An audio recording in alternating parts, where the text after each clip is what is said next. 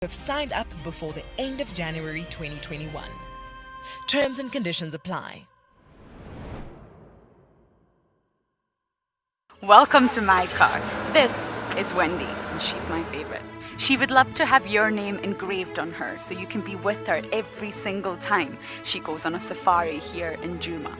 If you become a WildEarth explorer, you will have the opportunity to buy an engraved tag which we will attach to her. We will make sure to send you a digital picture to show you exactly where you are sitting on her. You will have front row seat in every single sighting. My name is Lauren, and I'm currently working in Djuma Private Game Reserve here in South Africa. I love answering your questions during the live safaris. It's my favorite part. It feels like you're on the vehicle with me, and I'm able to teach you exactly what you want to know. If you want to ask a question on WildEarth, then you need to register on our website. Once registered, you must go to the live safari page and ask your question below the live feed.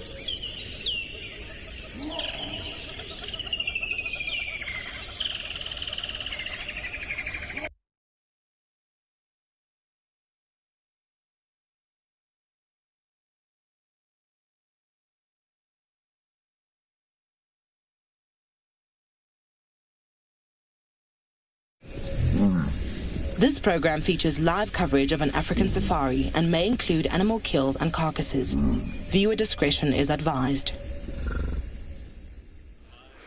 Our impala is slowly enjoying a little bit of grazing in the long summer grasses under some perfect conditions for an animal because it's cloudy, it's overcast, and it really isn't as hot as it was this morning. And I'm sure the likes of the impalas are thoroughly appreciating it. Unfortunately, they're not going to be the sole focus of our drive. We are going to be following up on all of the different things that we had this morning. Djuma was thriving with lots and lots of animals, so I'll be heading down to Chitwa, see if we can catch up with Thandi and Cub, or maybe Sabui's cubs, and I think Steve is going to go follow up on the Shimongwe lioness and cubs. So there's going to be lots of promise from Djuma itself, down in Tswalu and in Ngala. They too will be following up on tracks of the various animals they had this morning. It promises to be a very, very good afternoon, and like I say, the weather conditions are perfect. It's nice and cool, and so hopefully there'll be lots and lots of activity on this, your very own live African safari.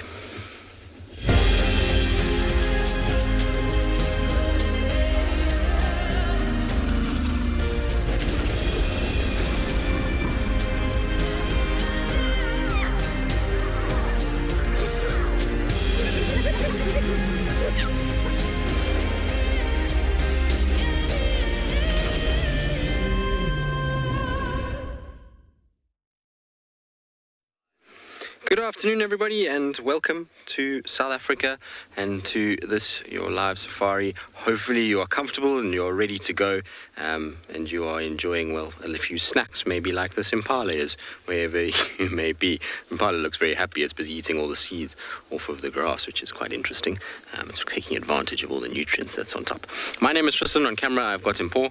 Yes, it is afternoon, actually. It's not morning, and it is a very warm welcome to you guys. Hopefully you are going to enjoy the next few hours as we take you on a bumble through Africa. Remember that we want you guys to be a part of this whole experience, and so in doing so you need to basically ask us questions and engage with us, and you can do so using the hashtag WildEarth at FC for the YouTube chat stream, as well as the various other pages in the comment sections.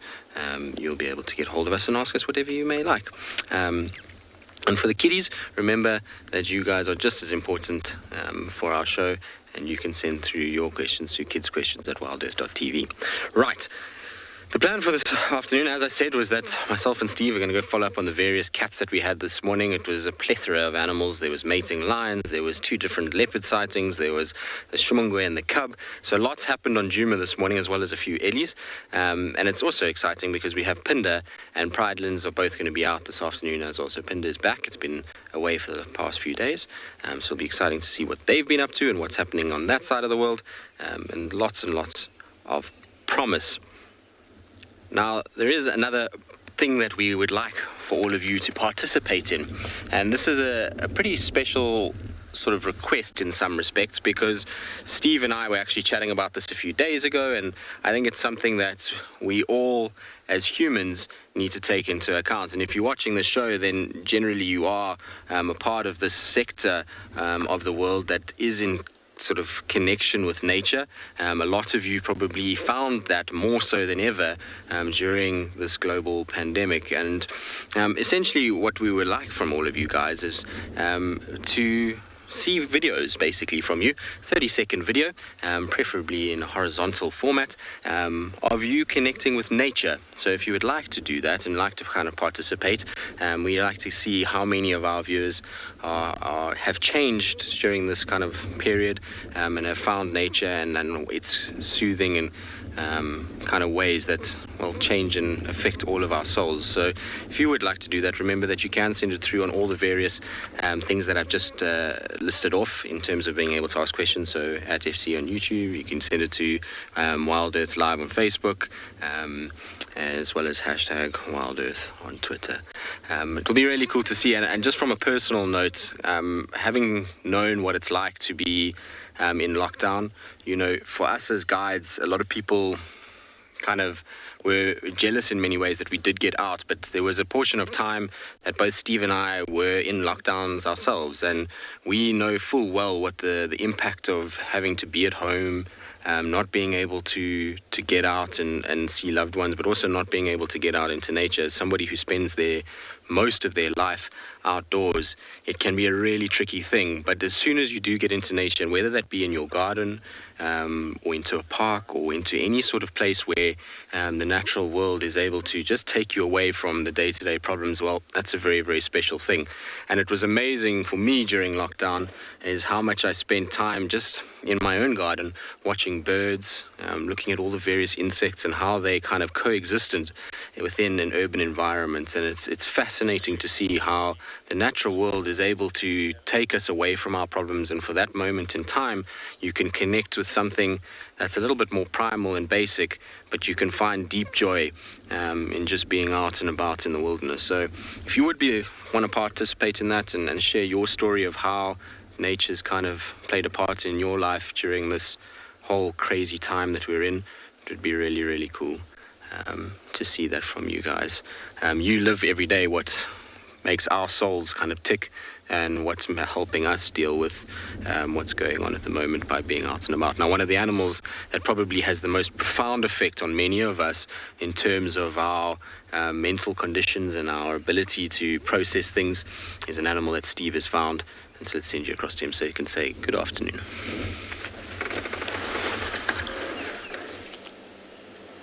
Good afternoon and welcome to the other vehicle on Djuma this afternoon, where we've got a beautiful elephant bull who's enjoying his marula afternoon snacks. We're quite lucky as well because our snacks arrived today. So hello everybody, my name is Steve, joined by Theo, aka Holidaytainment, and we're very happy to have him back on the vehicle. He's feeling a little bit better. Welcome aboard everybody. I'm going to be trying to follow up on the two lionesses, or the lioness with the cub that Tristan had this morning. But we thought we might as well stop with this elephant. And I'm sure Tristan has already been informing you about the videos that we'd like to put out there. It's important, as you all know, to help others. Many people are feeling very stressed and anxious out there in the world due to what's been going on and with the lockdowns.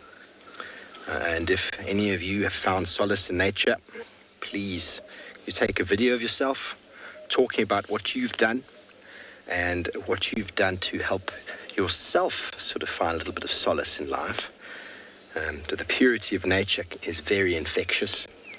And if you send a video of some ducklings or a butterfly or whatever it might be, your dog running around the garden, whatever it might be that seems to make you smile and happy, I have no doubt it will make others smile and also be quite happy, and that is definitely the aim we'd like to put out there. So we're going to be doing a post about this to ask people to send in videos of wildlife and of animals and insects, maybe even just of you or sitting on a nice rocky outcrop or whatever it might be, your quiet place in the garden where you sit and meditate, whatever it might be, your willow that dances to the wind in the garden. And tell us how it's helped you, so we'll be able to encourage others who are maybe struggling a bit more than you are. So if you could please send videos like that, about 30 seconds or so, to hashtag WildEarth on Twitter, or at WildEarth Live on Facebook, or at WildEarth Official on Instagram.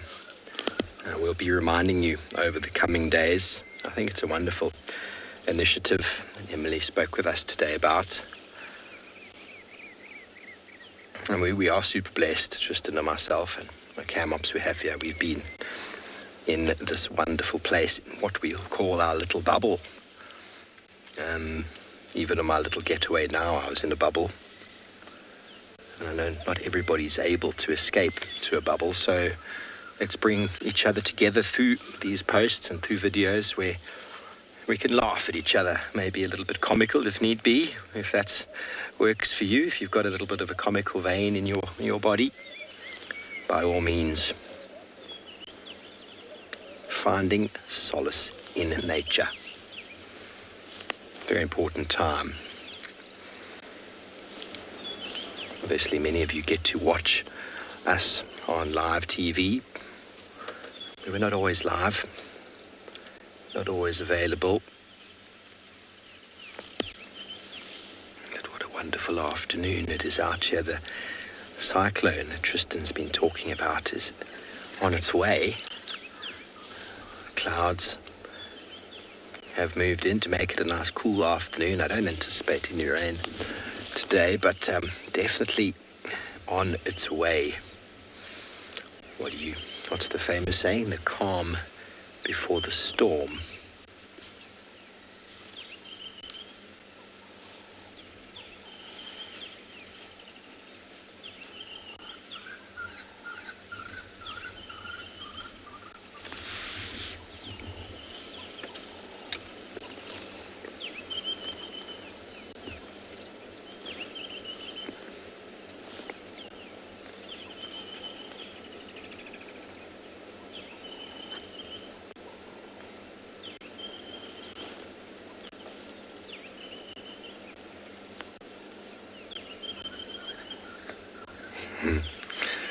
Dean, he does look like he's in a good condition, but he's definitely not that big.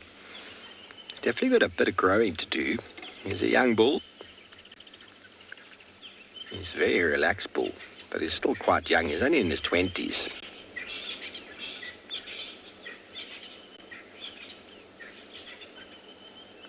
But then sometimes size can be deceptive. If you think about it, the vegetation is up to my almost up to my waist, above my waistline. He's loving the fruits of the marulas. Remember, everybody, that marulas have male and female trees. And so the trees you generally find elephants under at this time of year are the females that produce the fruit. But it is not only us out this afternoon. Tswalu Kalahari with Mo is out and about. And, well, they'd like to say good afternoon.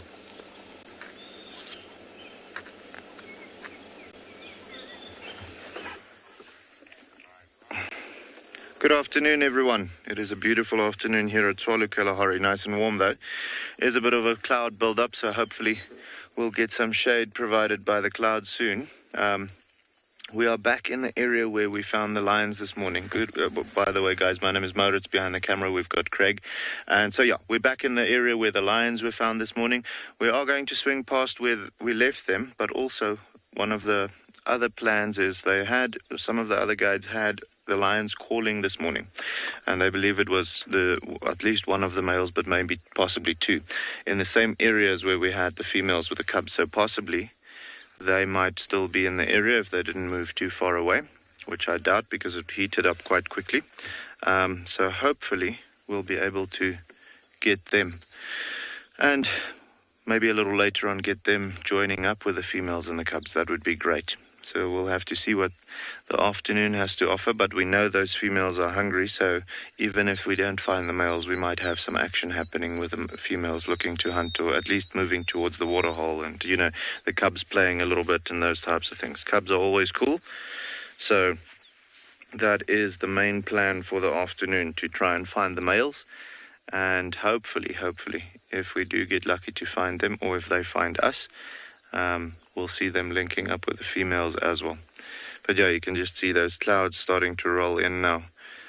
Very, very beautiful. With a hot day like it is today, you know, with us all having had all the rain throughout the season so far, there's a great possibility that when it warms up like it is doing right now, you get a little bit of cloud buildup and a late afternoon shower. That's not impossible at this point. We've had plenty of rain this season, so lots of moisture around to be evaporated and then form clouds for a little bit of rainfall. But yeah, guys, we're going to move on, see if we can find those lions and see what the afternoon has to offer.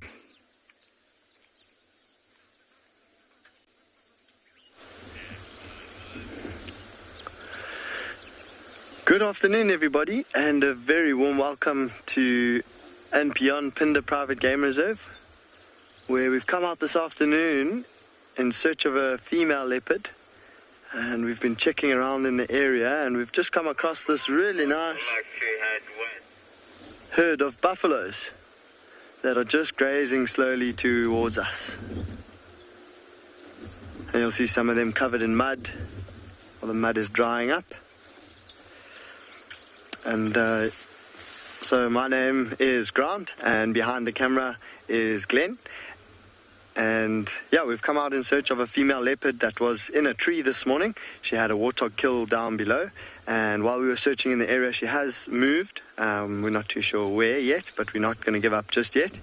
But around the corner we came across this really nice herd of buffaloes, and they look as though they are slowly heading towards water once again. And you'll see, if you look at the sides of them, the bodies of most of these buffaloes, you'll see some dried mud.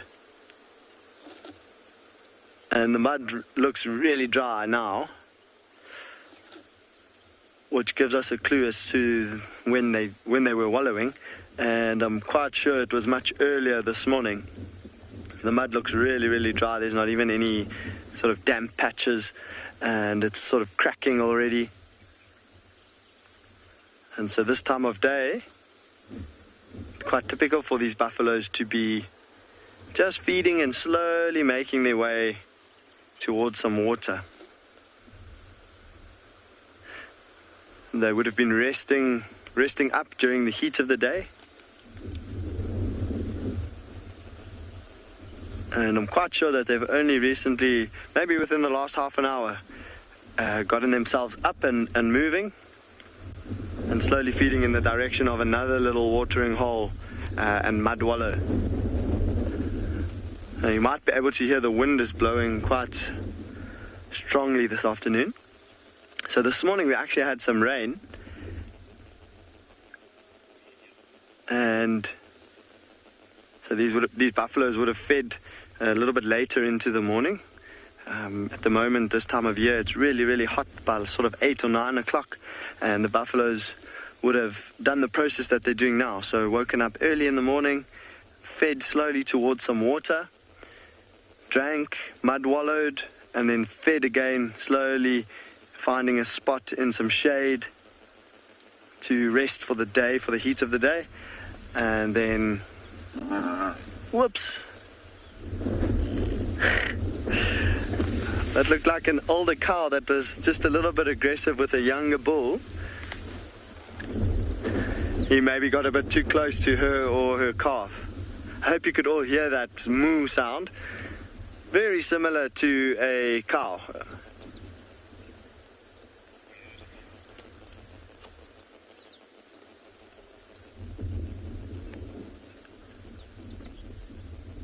And that sound, those grunts and moos, are sounds that we do quite regularly hear when we're sitting with a buffalo herd. It's quite pleasant actually to just sit with a herd quietly and just listen. You can hear them plucking grass.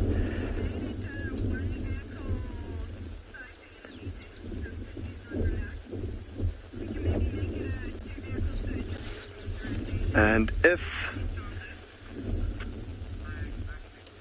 we listen carefully, you'll hear the scratching when one of them finds a tree to scratch against. Rosalind, that's a good question. So, I mean, it depends on the genetics, but the normal weight for a big Cape Buffalo bull is somewhere in the range of 800 kilograms, going all the way up just over a ton. And so they are incredibly big animals. And to add to the weight, they are extremely powerful. If you look at this, the second one in there, Glenn, yeah, you'll see, can you see on her side, it looks almost like she's brushed past a thorn bush. You see those scratches down her side? So they do have quite tough skin. And I was mentioning earlier that when you're sitting with a herd, sometimes you'll hear one scratching against a tree.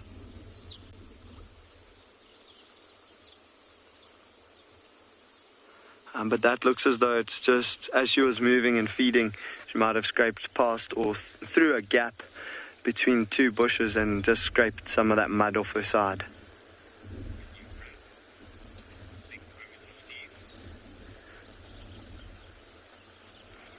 So it's really, really pleasant sitting here with these buffaloes. For now, I think Glenn and I are going to sit with these buffaloes and just see where they go, because if they go down to the water, it will be quite nice to watch them there. I'm going to send you off to another location.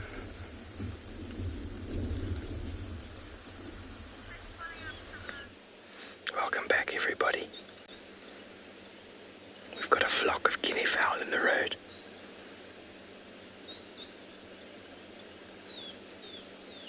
Busy feeding on the grasses. Find lots of birds on the roads at the moment, lots of animals. Afternoon station, Phinda mobile. Lots of animals. It's so dense. I mean, I mentioned before how the elephant was standing in the grass. Let me just fell forward. I get another view. The elephant was standing, and the elephant looks quite small because the grass is so long. But I show you that elephant's still pretty big. Pretty big. And these are very important animals, everybody. Very important, the guinea fowl. First of all, they're an animal that actually does very well in drought conditions. They're able to, as we've all heard the term before, scratch out a living. I was able to scratch out a living. Guinea fowl are able to survive in the harshest of conditions, and they can feed on the dung of other animals, the fermented dung. They can feed on seeds, corms, insects, bulbs. They can dig it all up, and they can scratch. Very important, the distribution of seeds, as well as the scattering of dung. But that's just from a sort of feeding point of view and an ecological point of view on the earth. They can scratch and turn the soil over, distribute the seeds, make a place for the seeds to find purchase. But then also they are regarded as a buffer species when it comes to as a prey animal. Everything from leopard to caracal, serval, wildcat, all the large birds, all feed on guinea fowl when other prey species become less abundant. Because as we know, droughts affect many of the animals. So as soon as they all become less abundant, the guinea fowl actually do well, and they still breed.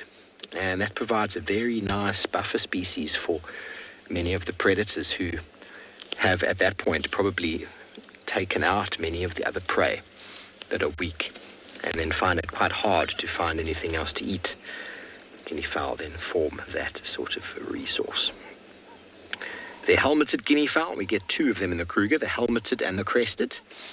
The crested is more comprised or more found in the much wetter regions where there's more perennial water and almost sort of foresty, riparian, riverine foresty conditions, such as the Luvuvu River up in the north. I'm trying to think where else. I haven't seen them elsewhere in the Kruger. So I did say we're going to find those lions just to see where they're at so we can follow later. But I'm going to continue with my botanical chats from yesterday.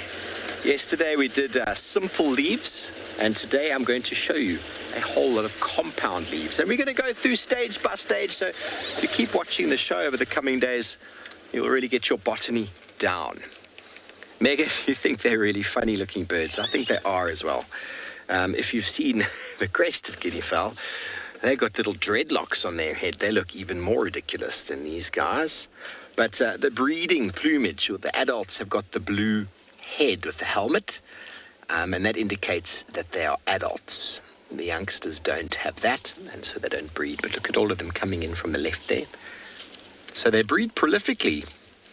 You can have a pair that goes off together, and then suddenly, look at what you've got. You've got a whole host of them. And can you see them feeding on the seeds? Excuse me. Feeding on the seeds one by one.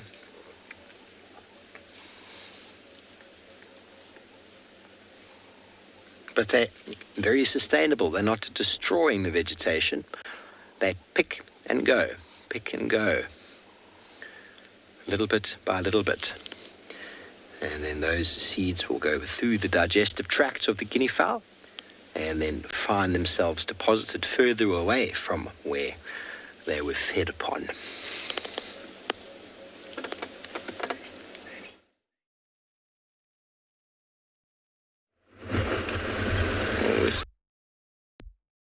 About we had a vociferous ellie that was being full of nonsense and then ran away, but other than that, still fairly quiet this afternoon. We're slowly bumbling towards Chitwa. There's no rush to get there, just taking it very easy as we go along.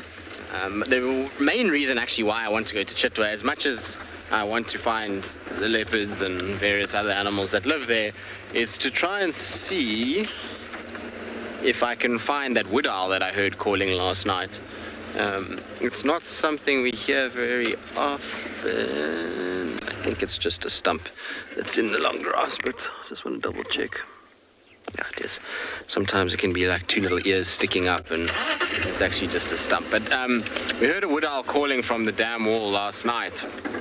So I want to try and head back in that general area and just see at around sort of sunsets, the last half an hour of the show, and see if I can't pick it up somewhere there. It'll be a really cool find. I don't think we've ever had a wood owl live. I'm not sure, maybe we have, but they're not very common up here. It would be the first one for me in the northern Sabi sand, so we'll just have to see if we get any luck with that. Unfortunately, it's right by the lodge, so it's going to be a bit tricky, but we'll figure it out. We'll make a plan somehow in trying to find it.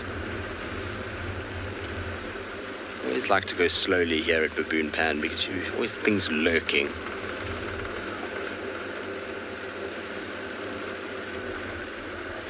Seems like all quiet today.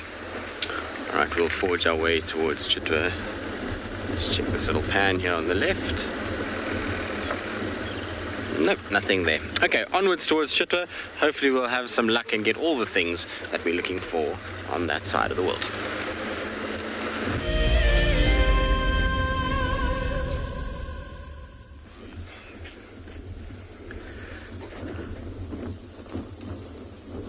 So these buffaloes have shifted around a little bit, and what's happened now is they are downwind of us, and you'll see this big bull that this female is now investigating. He's staring at us, and every now and then he lifts up his nose. Oh, okay, and you see that is what I was thinking may happen. And that is literally because they could smell us. Whoa. Relax again. It's not that bad. So you might hear the guides often talk about how animals can be nervous when it's windy because the bush is alive and the bush is moving. And that was a perfect example. The wind is quite strong, and so these buffaloes, once they got to a spot where they were downwind of us, they all kind of stopped what they were doing and watched us, and the rest caught up, and they formed this tight sort of huddle like they're in now,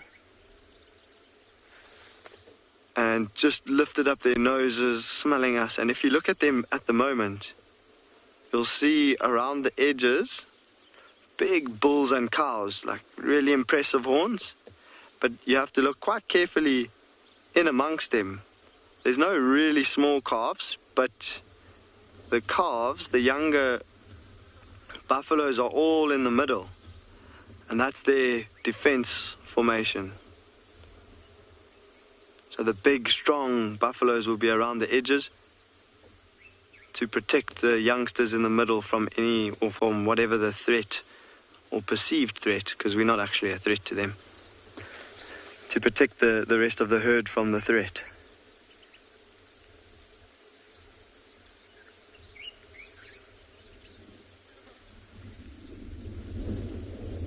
And you see now, once they've realized we weren't chasing them and we're not following them, they've stopped, but they're still investigating us, they're still watching us, keeping a close eye on us.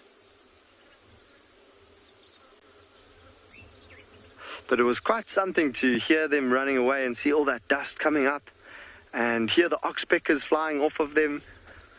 The poor little oxpeckers didn't know what was happening.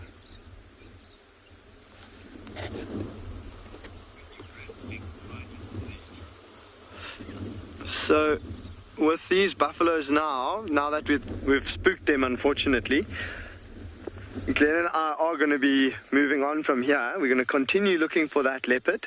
And I'm going to send you across to Pridelands.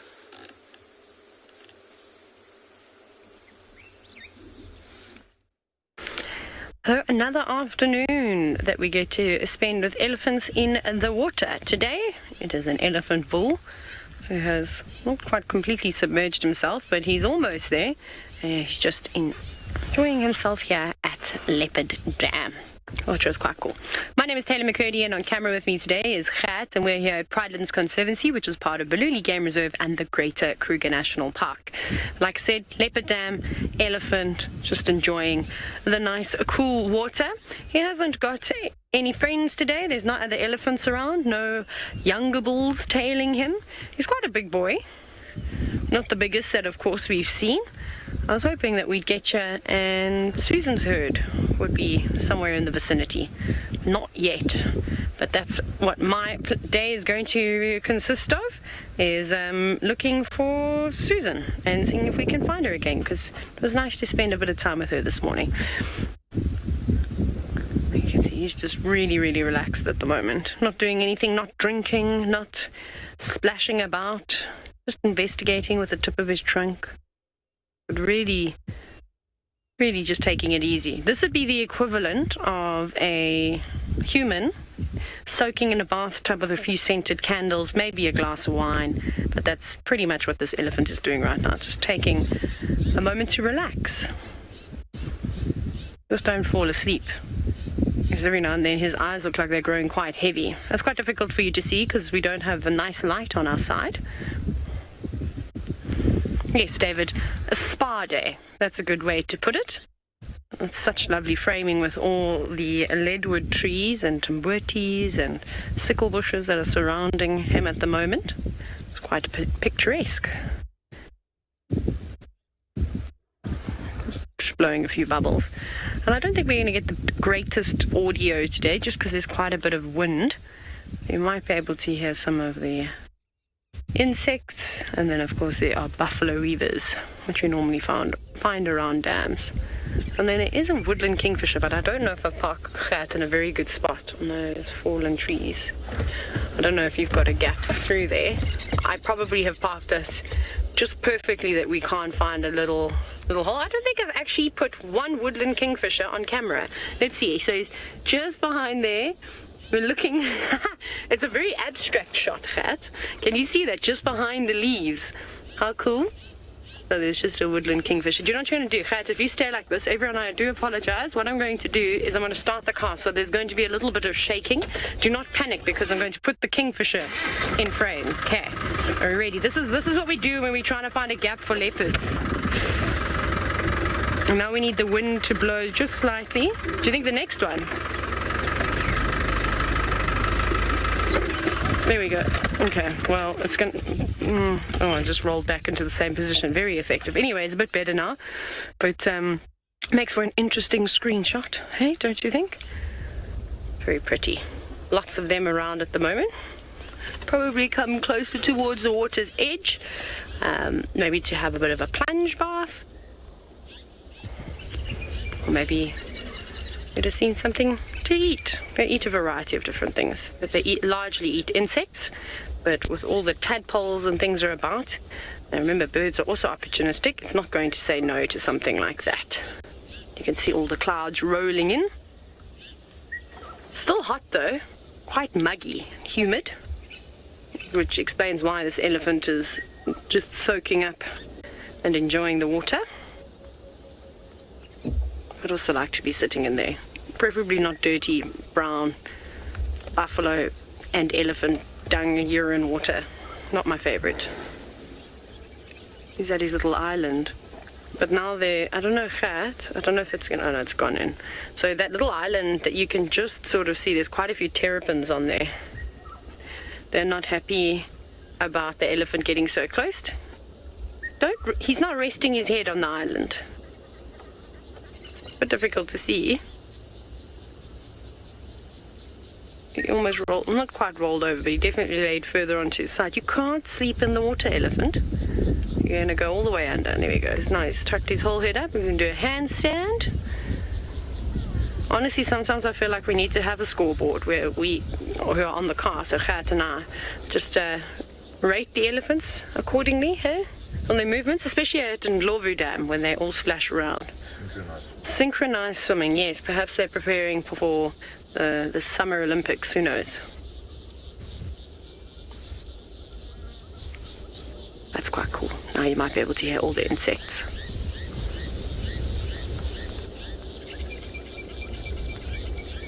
Buffalo, choo choo choo choo choo choo. Not buffalo. The buffaloes definitely don't make that sound. Buffalo weavers. A couple of blue wax bulls as well. Let's see how deep it is as he crosses. Well, this is awesome. This water is going to last for a long time.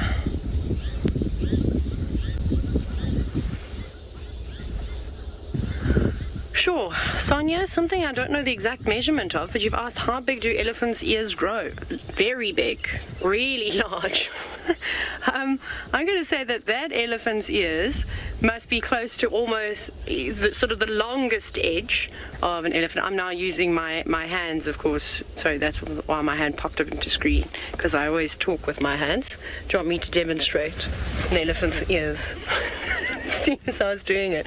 But essentially, the sort of that long edge on that bull over there, so a fully grown elephant bull must be close to about 1 meter. And then obviously the ears are wider at the top, and then they taper down towards the bottom. And I reckon that top section, I'm sure all elephants have different sized ears, as we all have different sized body parts. You see it often, some have wider trunks, some tend to have maybe slightly longer trunks, who knows. And then maybe about maybe less than 1/2 meter, probably about 1/2 meter, the width. But I wouldn't say too much more than that. I'm obviously just guessing. I'm sure somebody has put an average on the size of African elephants' ears. Just remember, if you are going to search or read up in a book, that you read about African elephants, because Indian or Asian elephants have got much smaller ears. Well, that's a trumpet and not a Tyrannosaurus Rex, so I wonder if that's Susan's heard on their way down here. After this, after he does disappear, we'll probably go and investigate those terrifying screams that came from the distance. It sounded like a youngster was maybe trying to suckle, and Mom was saying no. That's normally the case when you hear that sound. Right, but we're going to do that. So we're going to head all the way to the south of Leopard Dam and follow up on those eerie calls. If you go to Ngala to say hello to the team.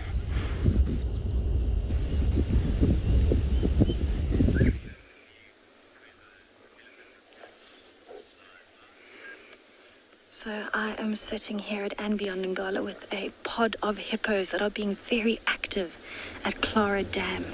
In the east, it's quite a windy day, it's overcast. We're expecting some rain later tonight.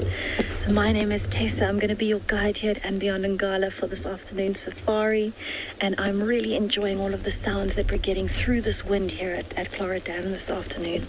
So if you have a look, the hippos are actually being quite aggressive with each other every now and then. They're popping up out of the water, and they're actually coming nose to nose and almost pretend biting each other. There's also a little baby in this pod, and every now and then you actually see it pop up on the mom's back. They've also been making a lot of noises. We've heard a lot of elephants in the distance. And there's quite a lot of general game that's been coming around as well. There's some impalas, some waterbuck. And we're just excited to see what's actually going to come down here this afternoon. With the strange weather coming in, quite a lot of animals are coming down to the dam, which is a bit unusual, because it's really not that hot today. There's even some sleeping waterbuck in amongst those impalas. And everyone's actually quite active today, except for those waterbuck that are enjoying a nice, relaxing lie down. I think this weather definitely has something to do with it. The wind is making it nice and cool, it's overcast, so it's not too hot. So I'm definitely going to sit here for a while longer and hope that I can find you maybe some more playful hippos a little bit later on. But I'm actually going to send you over to Tristan with his bird while we listen to the bird life over here. We haven't found spots that we were looking for, but we have found a spotted eagle owl, which is cool. So it's not the wood owl that we were looking for or the leopards, but a very, very welcome view nonetheless. Unfortunately, Thandi and Cub are gone completely. There's no sign of the kill or anything like that. And we came kind of down into the drainage line to look for them, and this spotted eagle owl just flew out of one of the trees close to us and kind of has landed again, which is nice. I don't see another one. Often they will be in pairs, particularly in drainage lines like this. This is, as we know, well, some of you will know, this is where they like to nest, is along these drainage lines on the banks. They find little places that they can put the chicks. Although at the moment I wouldn't want to be a spotted eagle owl nesting on this drainage line, because Thandi's cub has been living here the last few weeks. It's been kind of pretty much seen in this drainage exclusively. Unfortunately, though, it's not a drainage line that we can drive. It's still incredibly wet in here. So I think the chances of finding Thandi's little one is going to be tricky, to say the least. But we'll give it a fair bash and see what we can find. The grass is so long. I'm hoping the little one is just lying on a tree or fallen over stump or termite mound, and we'll kind of spot him from there. But you can see the camouflage on that bird is incredible. If you were just driving past, it'd be quite tricky to spot it. It's silhouetted at the moment against a white sky, which makes it a little bit easier, but the lower down it comes and the closer it goes to the tree or the trunk of a tree, the easier it is for this bird to camouflage. It really is amazing to see how they blend in and how during the day they're able to kind of just take it easy and spend their time out of the way of all these animals that make a lot of noise around them like birds, and then at night they come out and they start to operate. I can't see, is it facing away from us or facing towards us? No, facing us at the moment with those beautiful bright yellow eyes. Such a pretty kind of contrast these guys have with that sort of drab coloration and then these piercing yellow eyes that kind of look at you from that greyness.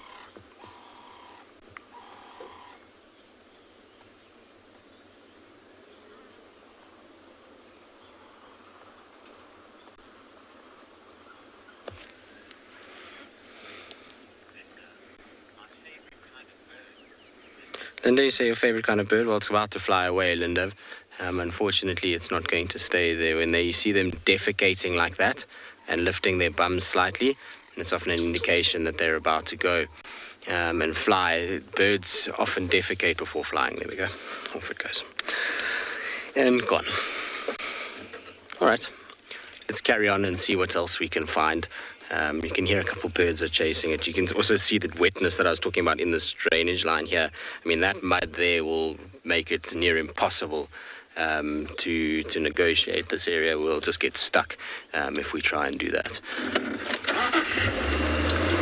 All right, now the operation is to not go down too far, and so I'm going to try and get out of this little section. In the meantime, though, let's send you back across to Steve.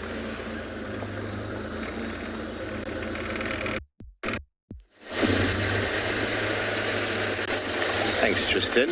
Well, we're going to see if we can find this lioness in her cub. I believe it's the Shimungwe, but at the moment we've got some stripes in the bush there. Can you see them, Theo?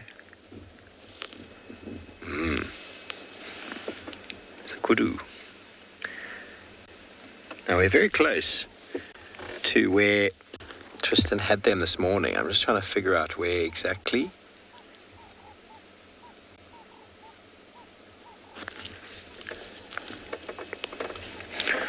The Shimungwe female and a cub, a pair that's an adult lioness with a cub. It's just the two of them.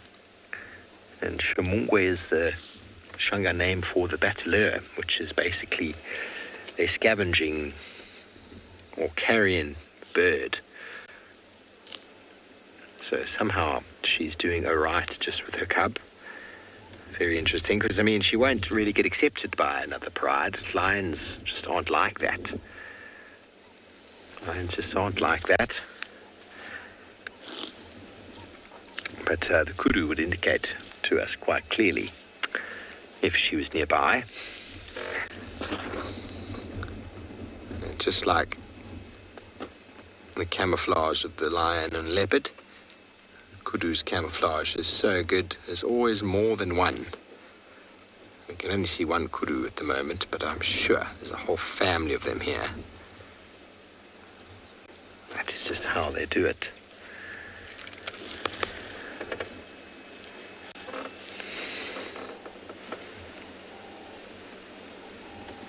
Very good condition.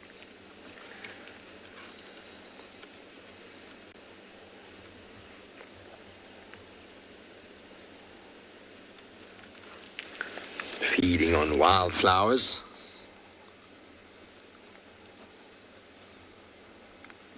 You might see her head low down and you think she's grazing. It's unlikely. She's feeding on all of the four herbaceous herbs and flowers that have emerged out.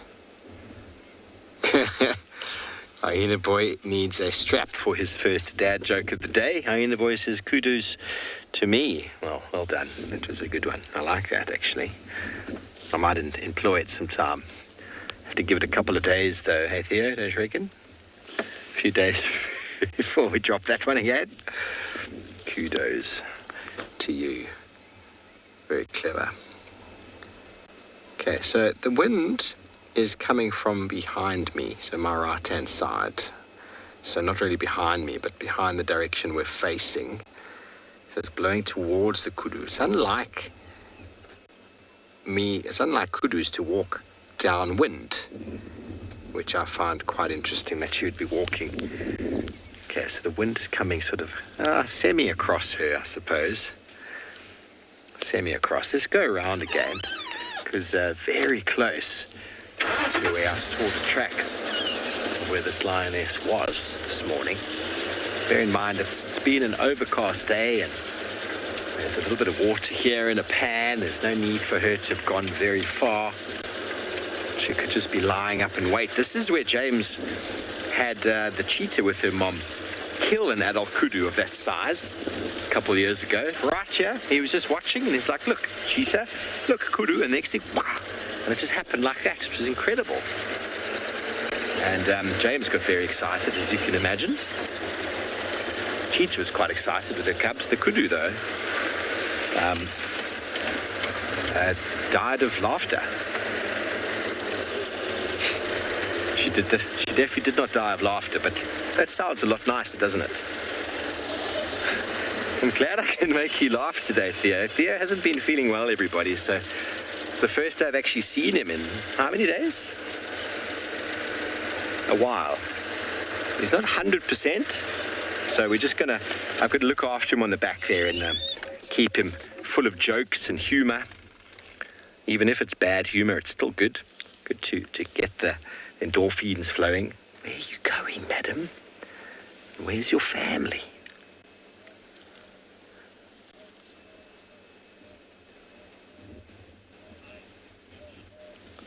Kudus can clear 3-meter fences from a standing start. So I've seen it. We were doing a game count on a small fence reserve years ago when I was doing my nature conservation study. We were doing a complete count. Now, what a complete count is when you walk through the bush at about 1 meter, 2 meters apart through the entire reserve, because it was quite a small reserve, and anything that runs... see, there's another kudu now about to arrive on the right. Any animal that runs... she's got an oxpecker on her bottom. Any animal that runs, I can't remember if it was on the left or the right, we counted. And then that got into the list. And we eventually got to the other side and we'd unfortunately cornered a kudu up against the fence. And he just cleared it, just from a standing start. Quite incredible. Cleared a game fence, standing there. So very powerful. Powerful legs. I've also seen a kudu jump over a lion, clear the lion, but the lion did a backward somersault and hooked the kudu inside the inside thigh with a claw and then pulled it down, and that kudu didn't get much further than that.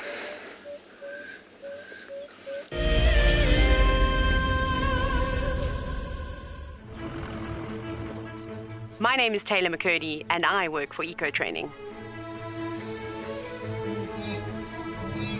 I love hearing from all of the viewers. However, I particularly enjoy those of you who have been watching for a few years. Your questions are just so advanced and they really get me thinking. If you'd like to ask a question on WildEarth, you need to register on our website. Once you've done that, head to the live safari page and submit your questions below the live feed. Do you dream of traveling to a far-flung wilderness location where life continues as normal? A place where you can escape to nature and breathe. If you become a WildEarth explorer, then this could soon become a reality. Subscribe today and stand a chance to win regular travel prizes. WildEarth Explorers, it's in your nature. There is clearly something in the vicinity around you that's drawn their attention. Yes, that meerkat in the tree is just the coolest of cool meerkats. But watch how he battles when he comes down. That would be like me climbing a tree, just better. Expect the unexpected here on WildEarth Daily. Have you been watching WildEarth and dreamt of being right there on safari with one of the guides? Well, now you can. WildEarth is offering you a chance to buy a ticket to dream. You or a friend can hop on board a live WildEarth show and join our guide on safari. The ticket is redeemable at any of our locations, anytime in the future. Only a limited number of tickets are available, so don't wait. Get your ticket now and start dreaming. Terms and conditions apply.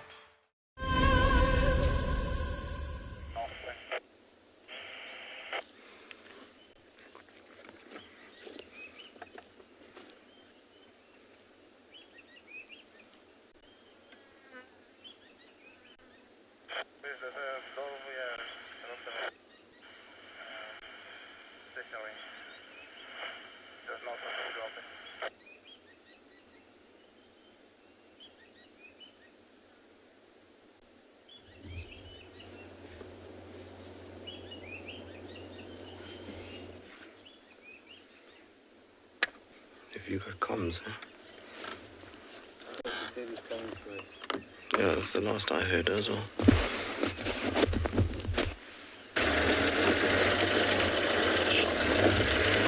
We're back with us, everybody. Just still investigating the last tracks. This is where Tristan said she moved off into the thickets here. It's quite dense vegetation. Sorry about any technical issues that you might have encountered there. She's just here somewhere.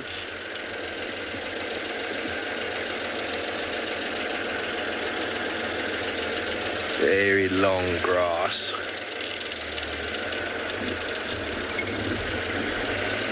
Those kudu are heading straight for it.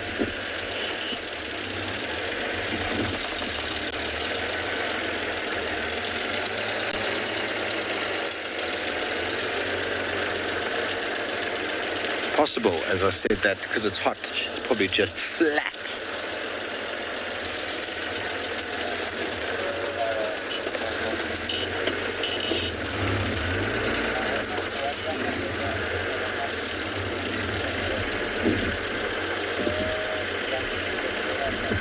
Okay, well, let's see if we can find where she's gotten to. In the meantime, let's go back over to Tristan, who I think is still looking, or has found his leopards.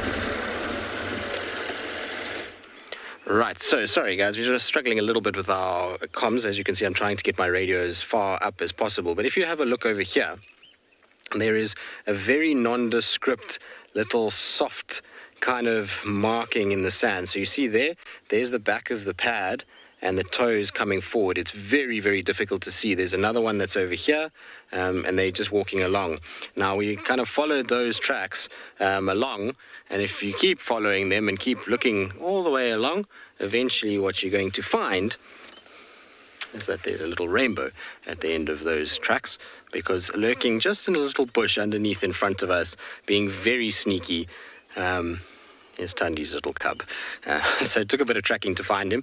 We picked up the tracks where we had the owl, and then from there he's walked quite a long way into the drainage line, and there you can see him just hidden in underneath the vegetation, the perfect spot for a little leopard cub to hide. It just gets in there, and if he sits and he puts his head right down, his camouflage is unbelievable. So he'll be a very happy little cat inside there. No tracks for Mom that I can see. It's just the tracks for him that we found going this way. Mom's tracks look like she was on the road, kind of moving northwards, so she might be lying somewhere up here on the bank. But he's definitely kind of on his own at this stage. I don't see any sign of her. Still cute though, isn't it? Kind of hiding in the little bits of vegetation. I've parked quite a long way away just to start with. I always do with him. It's just about getting him more and more used to cars, although he's pretty good these days. I always just try and start a little bit further and then go, and particularly because when you find a leopard, they're often a little bit more nervous. He kind of like ducks down and just makes sure that you can't really see him, and then he slowly starts to relax. There also the reason why I didn't want to go closer is because if he moves from there, I've got no way to be able to follow him. That fallen over tree that's in the middle of the riverbed stops me from carrying on up the riverbed, And from here, I can't really get around that tree, so I have to reverse all the way out and go all the way around. So if we chase him, or if he gets into a position where he feels uncomfortable and he just slips through the back of that tree, I don't really have a price in being able to get to him. So I always like to start a little bit further in these situations and then just slowly decrease the distance until we're a little bit closer and it's a little bit easier for him. But you can see the camouflage, isn't it amazing? You can just barely make out that there's something at the bottom of that tree. And if he moves slightly to his left, oh, there's Mom. Mom has also just appeared. You see her on the far left of the tree. Just make out her spots. Hello, Mom. You're both here. Wonderful. I didn't even see her there. It just goes to show that how well they camouflage. I thought it was just him by himself, but she's just emerged out the bottom of that tree, which is exactly the point I was trying to make, is that behind that little fallen tree is going to be an area that's going to be very difficult to spot anything.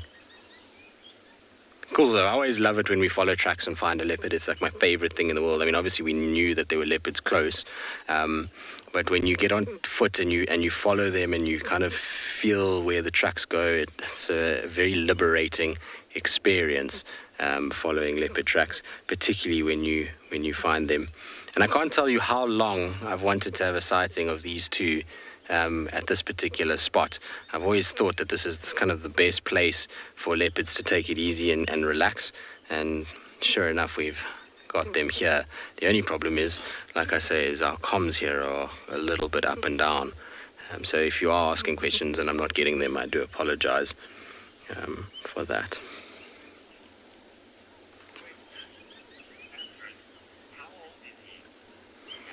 Catherine, he will be a year old in March. So what are we now? We're midway through. So he's 10 and a half months, let's call it that. So he's still growing. He's got a lot of growing still to do, and you'll be shocked at how quickly these guys grow from this mark now, this sort of 10 and a half month period, until they reach sort of 15 months. They almost double in size in that period. It's actually incredible to see. If you look at Kuchava's cub or Sibuyi's cub, gives you an idea of the size. Okay, we can sneak forward slightly because Mom is lying there. The fact that Mom is here is also a really good thing. She will just keep him kind of a little bit more sort of calm. Hi, Thandi. I haven't seen you this year.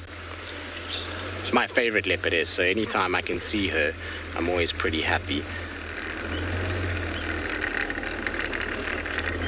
Just park right there.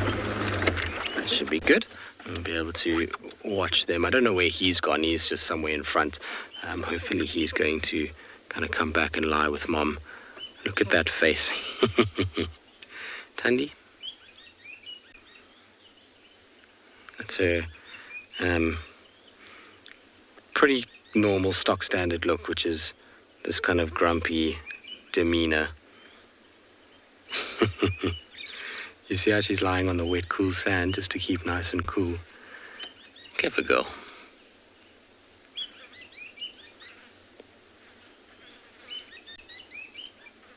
Just trying to see if I can find where the little one is.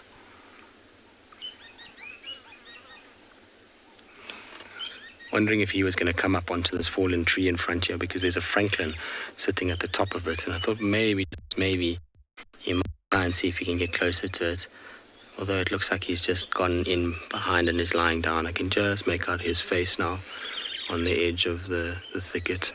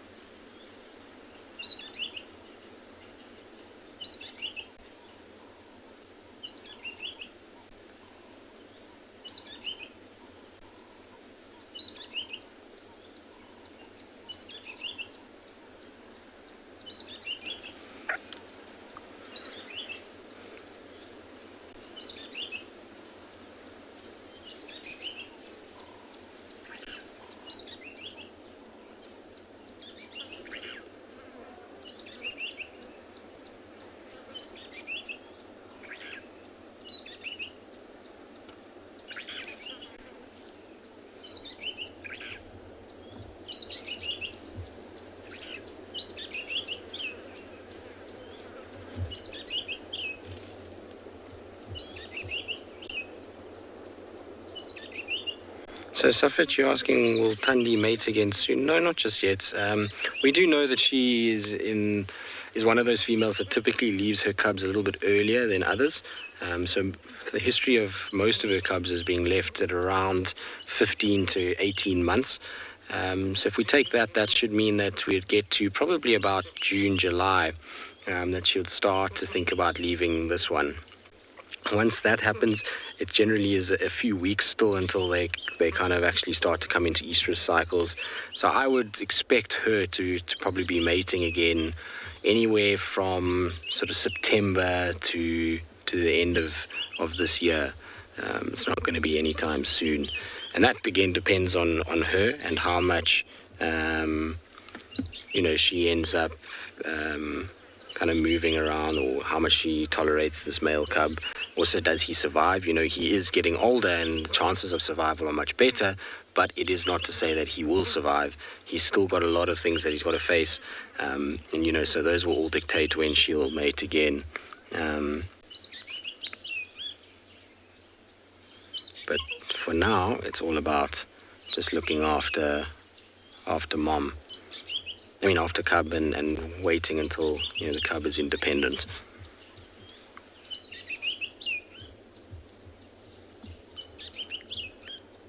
We're just having a few issues with our comms, so if I'm quiet at times, it's just so that I can kind of try and figure out what's going on, and also I suppose it's nice for you guys just to listen to the sounds while the leopards sleep.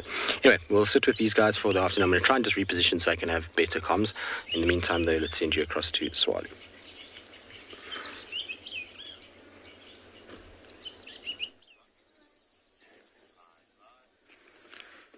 So guys, we found the lions.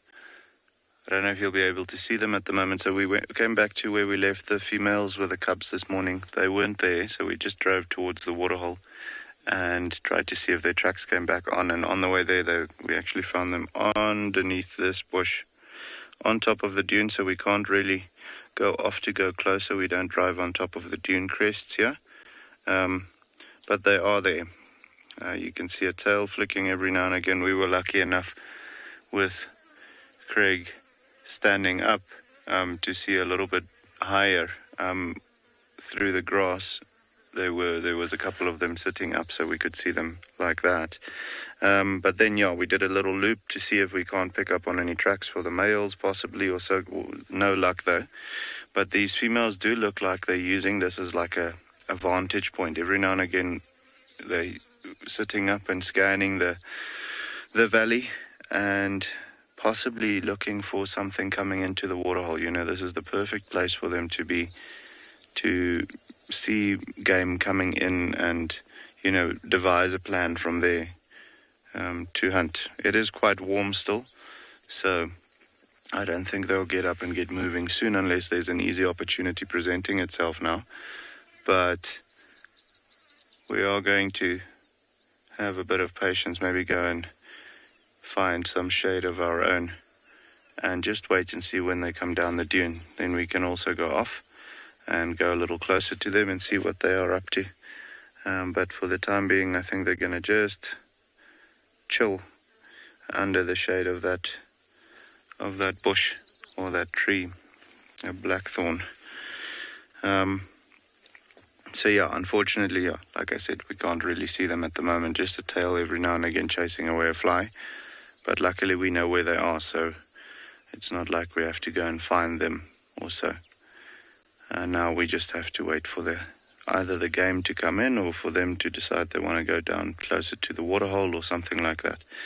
But with them moving during the middle of the day, during the heat of the day like this, to the dune crest and constantly scanning like that, I do feel like there's going to be a bit of movement, which could be exciting a little later on, especially when there's game coming in. Even if they just go down to the waterhole and we have the cubs playing around the water and the moms drink and so on, that would also be cool. But we'll have to see.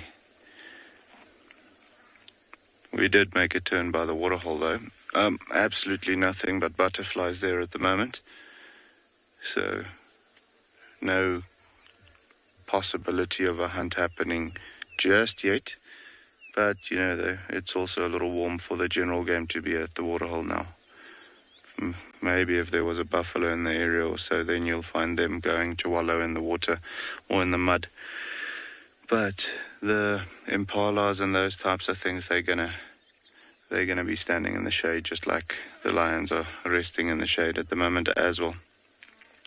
So yeah, guys, I think what we're going to do is we're going to find a tree of our own and see if these lions don't want to wake up in the next maybe 10, 15 or so.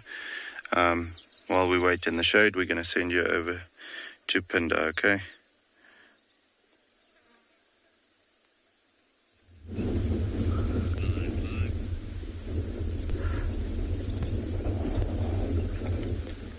So as Mo goes to look for some shade, you can see now the sun is gone on Phinda and the clouds have started to roll in, which is quite pleasant actually, because it was really hot when the sun was out. And we're still on our search for this leopard, but we've come across this beautiful mixed herd, and you'll see giraffes in the background, some zebras and warthogs, impalas in the foreground.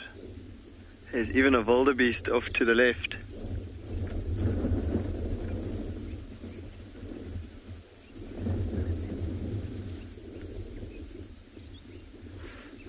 But what you'll notice is that all of these animals, well, other than the giraffe, the zebra, wildebeest, impalas are all in the open and quite close together. And that's due to these weather conditions. So the overcast, the cloudy weather,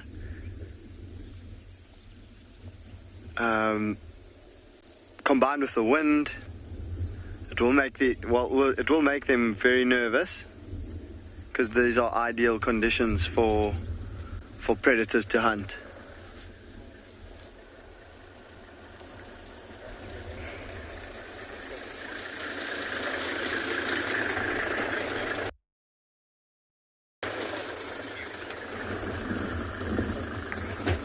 Kitty, I agree.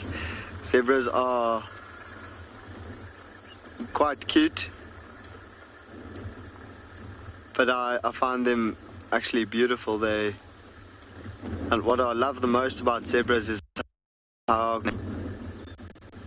see those two zebras with that giraffe, and you look at their coat, they're so well groomed and looked after, and their manes in perfect condition.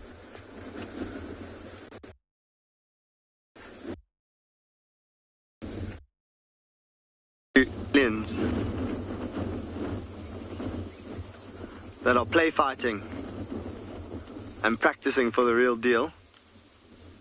And you'll see the one on got a little nick in his shoulder. It looks like an old scar, possibly from being bitten by another leopard in one of these, by another zebra in one of these play fights.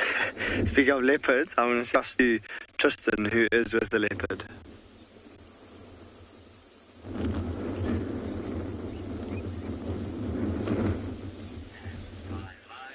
Well, as you can see, we're still in the same place, still with Thandi Wood. We've moved slightly in, so now we can hear everything that's going on, and that makes life all the better. The only problem is the position that we've got now. We won't be able to see much of the cub for now, but cub will come out and greet mom later, and there'll be a bit of movement just now, so I'm not too stressed about it. We'll eventually get both of them kind of moving about. It's such a pretty little spot to be in, with that little bit of greenery and the river sand, and those rosettes contrasting against both of them. That, it's worth being patient and just waiting to see what happens. Now, I was going to say this sighting always reminds me so much of the past. This particular riverbed that we're in now was one that she used to use quite a lot with Tamba. So he was born not far from here. In fact, I would say it's about 300 meters from where we are now at one of the rooms.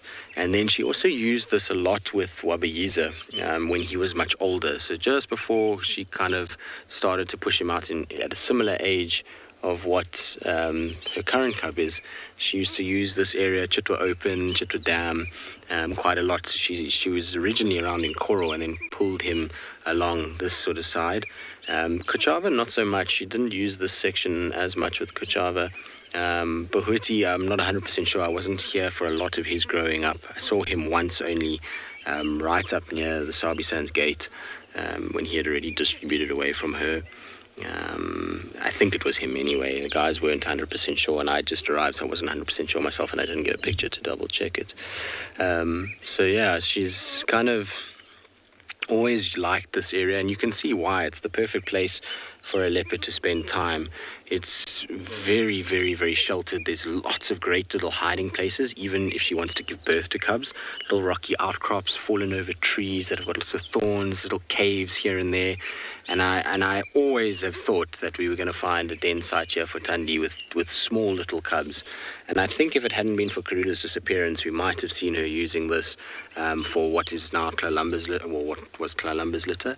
I think she would have spent some time in this area if that was the case. I mean, you can just see it, like, kind of screams leopard, doesn't it? It's everything that somebody, when they think about a leopard, would think about. Why are you watching me so much? Are you grumpy this afternoon? Is it because you're full? You can see that tail is twitching, and she's just staring at us. I don't know why maybe it's because we moved a little bit to try and get up this bank to be able to see her better, but her tail every now and then is doing that little twitch when she's not grumpy, but when she's just kind of meh. She doesn't really want to be disturbed, and that's often the case when she's full. She's like this, and especially if she spent quite a bit of time with her cub, then she starts to get a little bit irritated. But now she's closed her eyes, so we're all good. We don't have to worry too much. And it's opening again. She can hear a car on the main road.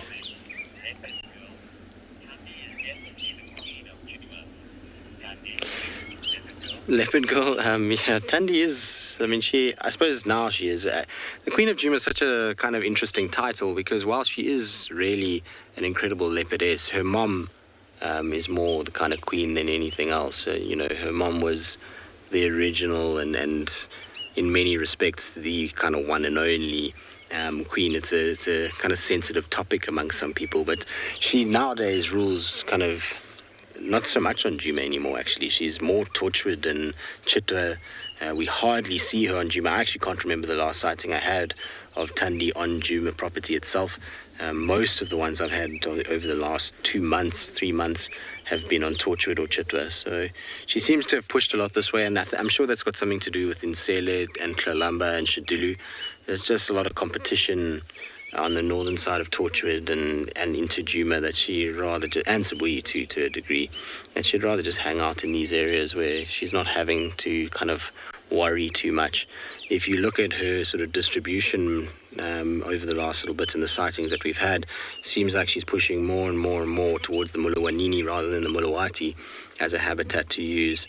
And it's just going back to where she started, really. She knows this is areas that she's used previously. It's not like it's her kind of just abandoning her territory, but we know that when they have female cubs that they often do just give a little bit of space and room for that female to start. And she did it with Kuchava by coming more north towards Djuma, but now that there's pushback from Tlalamba and from Shadulu, she's starting to come back this way. And it's very interesting to look at leopard distribution models through the course of their life as a female. What you find is they start out in the natal territory.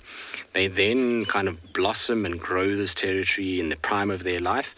And as they start getting older, due to competition of all the cubs that they've been successfully raising, so that territory starts to then shrink and starts to get a little bit smaller again and shifts and moves as it's shrinking. And eventually, if she's been a very successful female with lots of female cubs, her territory can actually be quite minuscule in comparison to what it once was. That's the kind of sacrifice that they make, and as they start to age, so they can't actually compete with their daughters who are then coming into the primes of their lives. It's a very interesting dynamic that takes place, and I think that's what we're seeing now, is that she's just being squeezed a little bit by her previous daughters, and so her territory is just shifting and changing slightly to utilize the Mulawanini drainage line rather than the Mulawati. All right, well, we'll sit here and spend some time with them. In the meantime, I'm going to send you over to my good friend Taylor McCurdy with one of her favorite animals.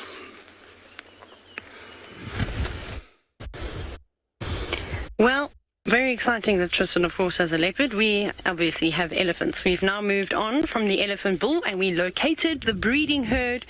I have not found the individual that let off that terrible screech earlier, but it could have been any one of the little elephants that we're going to see come past us.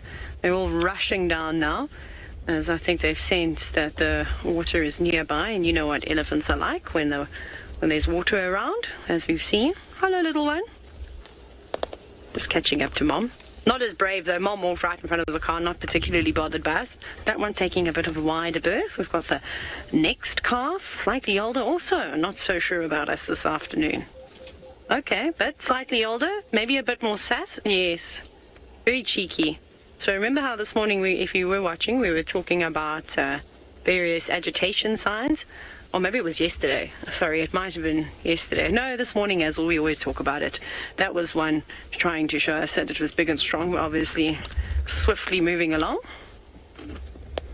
But it is quite windy today, and I know the other guides have probably spoken about how wind affects animals, but elephants aren't very fond of it at all and tend to react quite badly and a bit more on the nervous sort of side of things, so that could have something to do with these youngsters' behavior.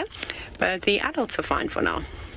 I can see there's another big cow just nibbling on. What are you eating? Can't see what she's eating. I'm blind. Not quite blind. My sight doesn't seem to be working today. Is it a sickle bush? Chad? Yeah. It is a sickle bush. Chad, the botanist, has confirmed. He's not a botanist, but he's better at trees than I am. Hey? Part cameraman, part safari guide, part nonsense talker like me. Kelly, so great question from you this afternoon about how far do elephants travel in one day. These elephants, not very far. They do a loop. They go to a watering hole, they drink, and maybe they swim if it's hot enough. They eat as they're on the go. Then they might find a wallow and cover themselves with mud. So they're probably just walking a couple of kilometers. I wouldn't say anything more than about 10 kilometers a day in this area. But obviously it depends on their environment. So the harsher the environment, so the more arid that it is, you can imagine these animals will have to travel much larger distances to find water and food that is available. So all this comes into account. And then on average an elephant might walk as much as 50 kilometers in one day, but that's quite a big distance. But the elephants of the Greater Kruger won't really walk that. An elephant bull, however, it must. So that, of course, that excited state where they are sort of more driven to mate with the females and step outside their comfort zones and go search for cows that are in estrus. They put their heads down and they march. They march and march and march until they find what they're sort of looking for. Of course, nibbling and drinking in between, but they'll cover a lot more ground. But again, it depends on various circumstances. That's the cool thing about being on a safari. There's no set in stone rule. There's always but it depends, and there's an exception to almost everything. You always have to take those things into consideration. But the elephants in this area, they like to follow the rainfall. So wherever the rain has fallen, you might find that the elephants start moving in that direction because they'll want to obviously get the freshest grass. So by the time they get there, hopefully the new shoots that were maybe already grazed upon or the leaflets that were browsed upon have pushed through. They want to be there just in time to get the most nutritional part of the plant, which is of course the young leaves. You might have also seen a little black bird flying around that elephant. Sorry I didn't mention it. It's a fork-tailed drongo, no stranger to the elephants or any of the mammal species really, is trying to catch all the insects. Well, that's a difficult leadwood to eat off of. You can see that leadwood looks like it's dead, but look at those tiny little green shoots coming through. That's awesome. Off she goes. And she's got a youngster, well, sorry, you can see she has a youngster. She's obviously got the swollen mammary glands, and she also had a bit of a suckle mark on her left mammary gland. Okay, now we need to move forward because the elephants have moved out of sight, but I do see quite a few of them gathering up ahead. I really hope Susan is around. Oh, I see one that looks suspiciously like Susan. Maybe it's her. We've just got to go around And that side, no, it's a tuskless elephant with a very sharp head. Okay. Unfortunately, we can't. I personally don't off-road for elephants. I don't think it's necessary, especially in an area like this where we see so many. But you also take a risk when you go off-road. The grass is really long. There's lots of stumps and rocks that you can't see, and if you need to make a quick escape, you're not really going to be able to do that very quickly, especially through this sort of bushveld sort of area. But we're going to head around and hopefully meet the elephants at Leopard Dam.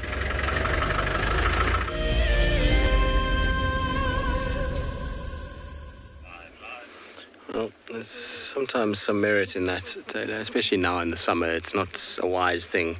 There's lots of little hidden holes and tree branches and things like that can cause a lot of damage if things start to go pear-shaped. So always best to just kind of play it safe rather than do anything. Now, talking about elephants, there's elephants going absolutely ballistic to the south of us. I don't know what's going on there, but they're trumpeting and carrying on. So I'm going to keep quiet for you guys and just let you listen. Maybe you'll be able to hear them over the breeze that's blowing at the moment.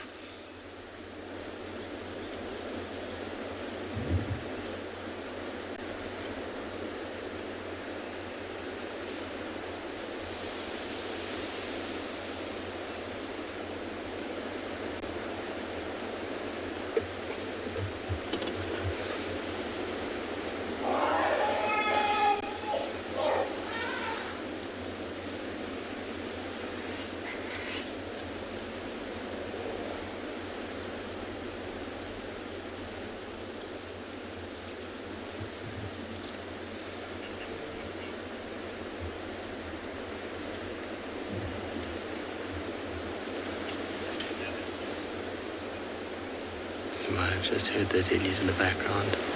Wonder if they'll trumpet some more. Maybe it's a bull chasing some cows around.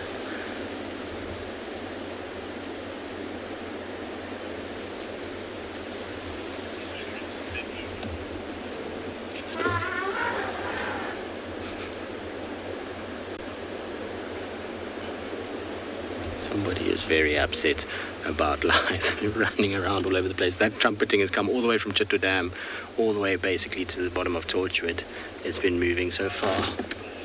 All right, well, we're going to sit here and enjoy it. We'll see what happens next.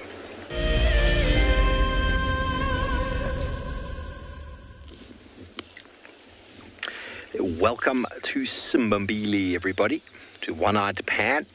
It is a wonderful afternoon. The wind is making things a little bit difficult, trying to lay out leaves on the bonnet of the car. Stop it. Hello. We discussed yesterday, if you missed yesterday's show, we went into length of the simplicity of simple leaves. And now on the bonnet I've arranged a variety of compound leaves. So if it's not simple, everybody, it's compound. So very straightforward. Now, the most important thing when identifying a leaf is you've got to find the growth point. So can you see where this point is growing out over here? That is a fruit, it's a flower, it could be a thorn, it could be something. That means that this entire piece here is the leaf. So yesterday where we looked at a simple leaf, this entire thing was a solid leaf. This is a compound leaf which is divided once. Okay, I'll detail that a bit more. But that is exactly what you're looking for. Now, I'll just show you another one. Another one over here, where there is the leaf. And there, inside there is a little growth point that's sticking out. Over there, you can maybe see it. Let me turn it around. Can you see that little point over there, Thea, right by my finger? So that means that this entire piece is the leaf. If I try to divide that up, and you look in there, there's nothing there. Now I'm going to pull that off. I'm just going to compare these two that I showed you. And you'll see that both of them are divided. This one over here is divided once. This one over here is divided once, and then again, twice again. So that's twice divided. Another word for twice is bi. Bi for bipinnately compound, and these are called pinny all these little leaflets. Don't blow it all the way. They're called pinny. So we get once divided, twice divided. It's very easy, very straightforward. Okay, so now let's have a look at some of the leaves we've got over here. So once again, each of them I've analyzed and had a look, and it's torn off from the growth point, and then the leaflet grows, and you can see that this is one whole leaf divided once, because that's not broken up. See that they often are exactly in the same place, and in this one specifically it ends in a single leaflet. Sometimes it ends in two. This one ends in one, which means it's an in pair. So in-pari-pinnately compound. I know it's a big word. You either get to pair or in pair. This is an in pair. So in-pari-pinnately compound. A very big word. Don't worry about it. Just say it's once divided with a terminal leaflet. Okay. Now the next leaf, the same thing. You'll see that it's also, but this one droops quite a bit. Once again, it's got the little leaflets on the side. Sometimes you might find one missing. It's because animals eat them. And once again, this one ends in a terminal leaflet that's also been slightly eaten. But when having a look at these leaves as well, just like in the simple leaf, have a look at the margin, have a look at the color, the top and the bottom. Are there similarities? Are these exactly opposite each other, or do they climb up like a ladder? Have a look and see what you can see. These, for example, if you went and pulled that off, you came and showed me, you would think that this is a simple leaf on its own. It's not the case. Not the case. Okay, and then we've got this one again. No, don't blow away in the wind. Here, this is one of the first ones that we did. And this is the false marula. And what's so important to identify this one is it's got a little bit of a discoloration, probably due to some nitrogen deficiency. But you'll notice that where the leaflet attaches, there's a very small stalk. They're very, very small. When we find the marula's got a very long stalk over there, so that makes it very easy to identify. And then once again, turn the leaf over, is a vast difference between the top and the bottom. And then we found another one over here. This is actually quite a lot of a plant over here. So once again, if I show you there, you can see where the leaf is growing, and here are the little stipules. Leaf scars, thorns, flowers could be growing out of there. So that over there is the leaf. Very small, very soft, and once again, lots of little leaflets growing. It's a little forb, it's not actually a tree, but once again, it's a compound leaf blowing in the wind. And we've got another one over here, which is, you can actually clearly see it when we compare it with one like this, that it is once again the twice divided. Can you see? It's quite easy to see that it's twice divided, because that is a leaflet, and then the leaflet is divided into a whole lot of little pinny. And this is the sickle bush. Many of the acacias, when you find them, you'll actually notice that you can count those sets, and that often in the book will tell you 24 or 16 sets of leaflets, and that often can be the identifying factor between one plant and the other. Okay, here we have got an acacia. In fact, this is a black monkey thorn, so you can see once again. But what's interesting is that these leaflets are actually growing oppositely. Sorry, the radio's on over there. Is it annoying you? Sorry about that. Game drive radio. So once again, it's the leaf. And there's a leaflet, and the leaflet is divided. I hope this is making sense, because I've had some confusion in the past. This leaflet is also divided. Can you see that? That's not just one leaf lit like that one. It is also divided again, so it's twice divided. It's almost like taking this one and tearing it into little bits. Well, or not to tear it up like that. Okay, so that's the black monkey thorn. And then we've got another one over here. They've all started to wilt. I do apologize. Once again, I've got a whole branch. I'm going to show you over there. See where the leaf is growing. At the bottom, you can see there's a little growth point, stipule, some form of leaf scar, something growing there. That is the leaf, and it is divided once. because those leaflets are not divided a second time. And what's very interesting about this specific plant when you find it is that the leaves are arranged in a ladder formation. They go up. And when you find the branches on this tree, they also go up in a ladder, and that is very typical of zebra wood. 1, 2, 3, 4, 5. It's almost like you could cut the branch off and put it in your hamster cage, and your hamster would have a really good time with the ladder. Okay, left and right, alternate ladder, not a straight ladder. Okay, and here we go. Second last one. Once again, a long leaf divided once and twice. Can you see that? Now, what's important about these trees and why do they divide the second time? You can see all this wilting that's happened, and that is designed to protect it from losing moisture. So as soon as the wind is too strong, or as soon as the water is a little bit low, or it's too hot, these leaves fold over each other like that. They fold over to reduce the surface area, which limits the amount of evaporation that the tree can produce.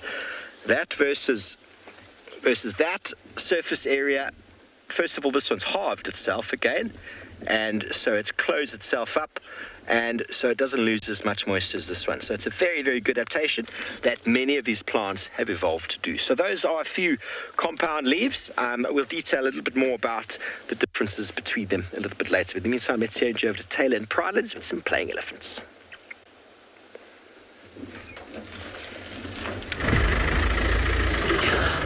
So we're just doing a little bit of repositioning. So the elephants are apparently quite thirsty and are moving quite quickly, and they didn't drink where we initially thought they were going to. So I think they're going to go around to where we were watching the elephant bull swim earlier. So we'll try and pick a fair point. There's a huge breeding herd that's pulled down, and I think it could be the herd with the new baby, the new little elephant calf. It's so sweet, but you might see, because half of the herd is on one side of the dam and the other half of the herd is here. But we'll just keep an eye out. There's one really big elephant cow, and sometimes you just get a gut feeling with animals. I don't know if I trust her, so I'm just going to keep my distance from her. Every time I see her, I'm just like,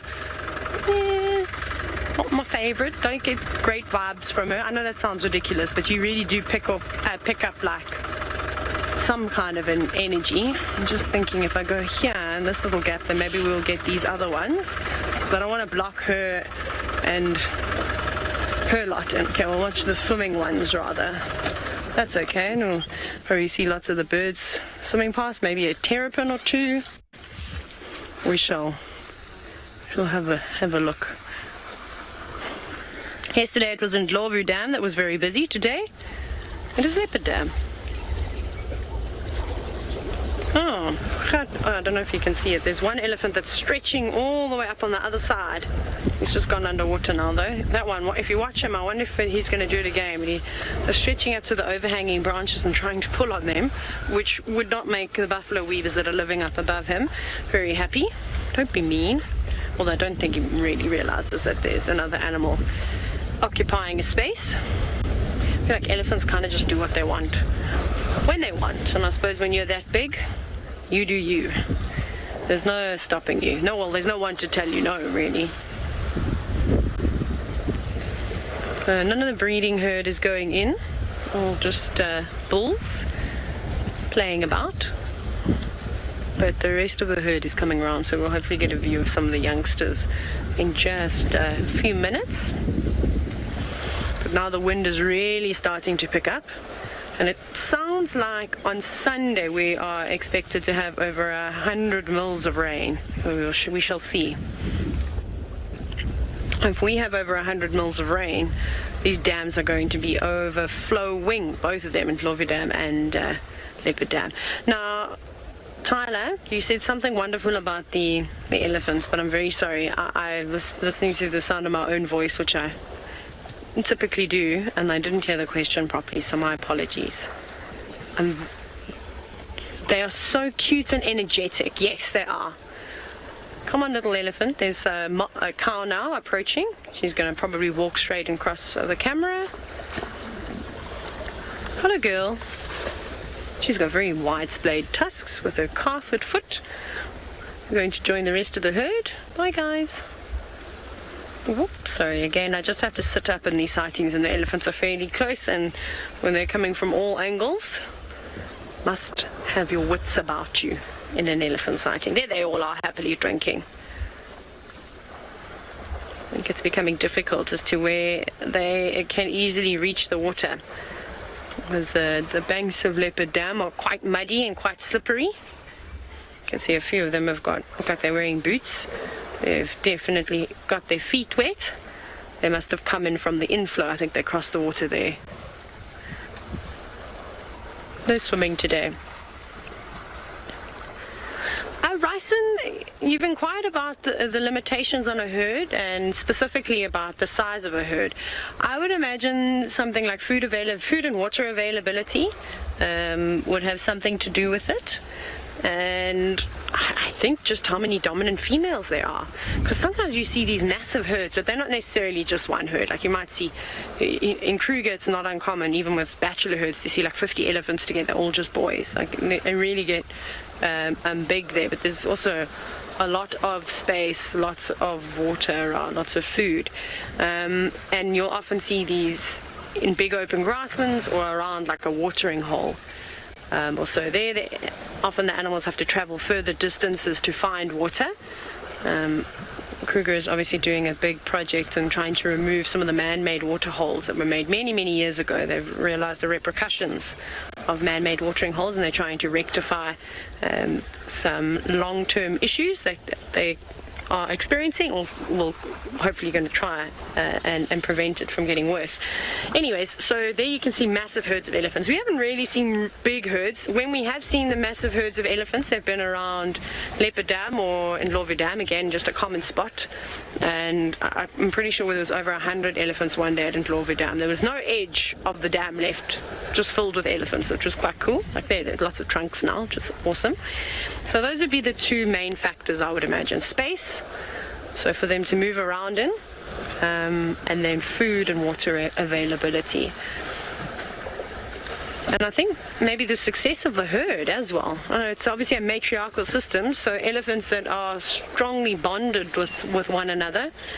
So if a particular female tends to have lots of female calves, you'll find that the herd might stay bigger, but maybe there's a cow that just typically throws male calves, and then the herd won't stay very big for very long. It will constantly change as some more members. Whoop, watch your step, little one. It's a bit of a stick out in the way there. Everyone's tripping on it. Wait, you're just tripping on your own feet, aren't you? So I think that would also make a huge sort of a difference in the size of the herd. So at one point it could be a really big herd, and then we were talking about this yesterday, when elephant bulls reach anywhere between the age of 14, 15, 16, 17. Some elephants stay in the herd longer, some leave earlier. Also just it depends on their behavior within the herd. So if they're not as boisterous, not causing too much trouble, then they're not going to be constantly reprimanded by the other members of the herd. Whereas if you're constantly being told off and punished, and if you've ever seen a cow reprimand a young bull properly, they'll tusk them and push them flat down on the ground. It's quite an aggressive thing to see. You don't see it very often. I've only seen it like a handful of times in my guiding career. So yeah, it's really interesting. Then those boys might leave a little bit earlier and find some younger bulls in a similar situation to hang around, and they can push and shove each other as much as they like and get all of their frustrations out, as they're doing now in the water. They're definitely having fun though. You cannot tell me looking at these elephants that they're not enjoying themselves. I know we like, as humans or as guides, we tend to anthropomorphize quite a bit, where we give human qualities to animals. Some people disagree and say that it's not nice and that you shouldn't because they're just animals. But when you start to spend so much time with the wildlife and seeing the same individuals over and over, it's really difficult to not form some kind of a bond. I mean, we see it all the time. You get very attached to animals. We watch them grow up. We watch them almost every single day. We watch them eat. We watch them sleep. You watch them mate. You watch them defecate. You literally are watching them all the time. So I find it very difficult to not form emotional bonds with animals. But of course, you've always got to draw the line, and they are wild animals, and you do need to let nature take its course. Right. This is awesome. Well, we're going to stick around here probably for a little bit longer, but off you go across to Phinda, who have got the animals with the most stripes.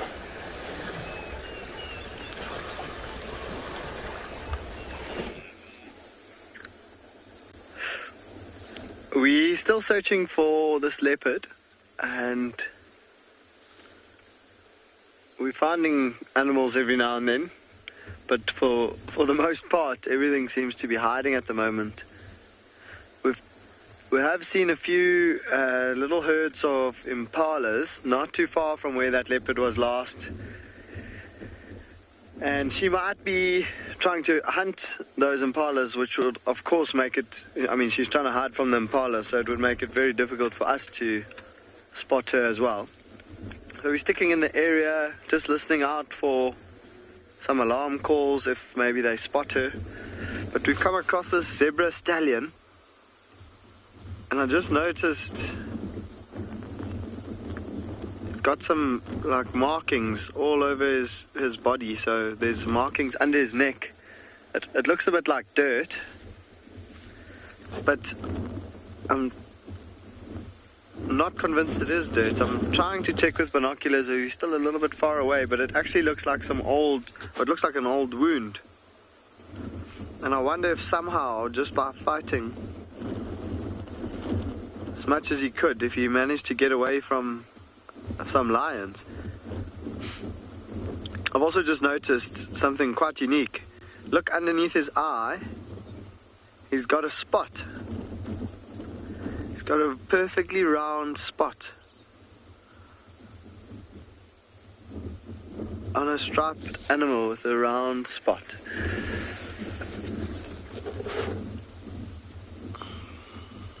I'm fairly certain I'll be able to recognize him next time I see him.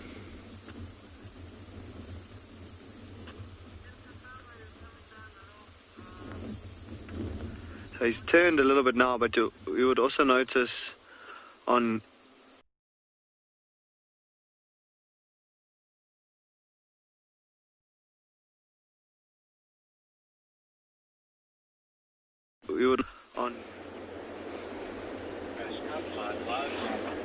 Unfortunately, we've got a few little technical issues, which does happen every now and then. So you're back up with Thandi. You can see she's awake now, and that's because those ellies came very close and have just been shouting non-stop all around us. Seems like there's lots of them, and they're just unhappy about something. Again, like I said, it's this time of the year. I'm pretty sure it's just a bull that's in amongst the herd that's causing problems. It was right behind us just now. I don't know where it's gone.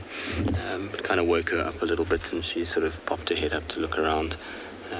Otherwise, it's been pretty quiet here. You know, they haven't really been up to too much. She's been resting with full tummies after their meal that they had last night. There's no real need for either of them to be expending much energy. Now it's just about controlling body temperature and digesting. What's interesting, though, is that it's not hot today at all. And with her lying on the sand, I'm surprised at how much she's panting.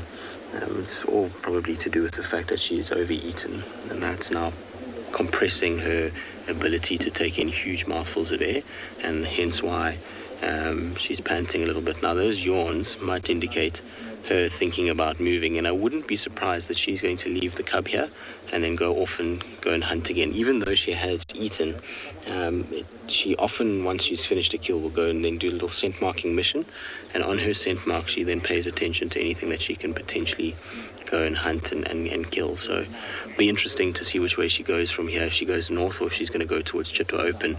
Often she likes to use Chitwa Open as a hunting area. It's a place where there's a lot of impalas, particularly in the evenings, so it's very possible that she'll head up that side to look for food. And clearly something has disturbed her around sort of Torchwood area, because, you know, she was there for so many months, and all of a sudden she's kind of brought this cub down.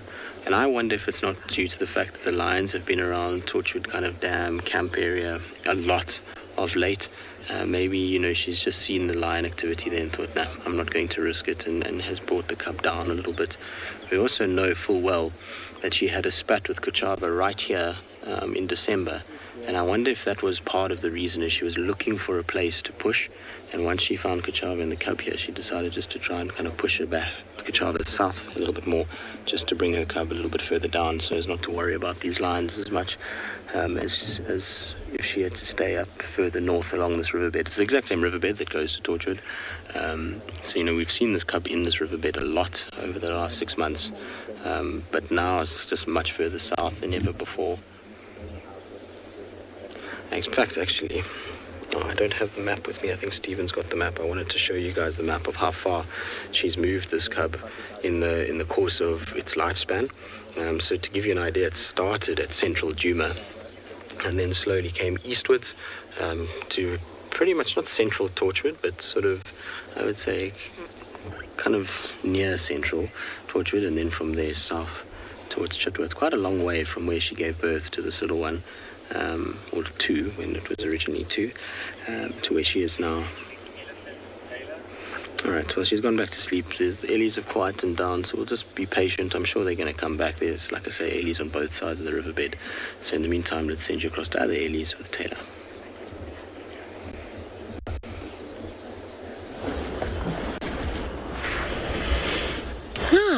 Well, I've learned something today that I thought I would have taken note of. Never sit downwind of an elephant when they dust bathe.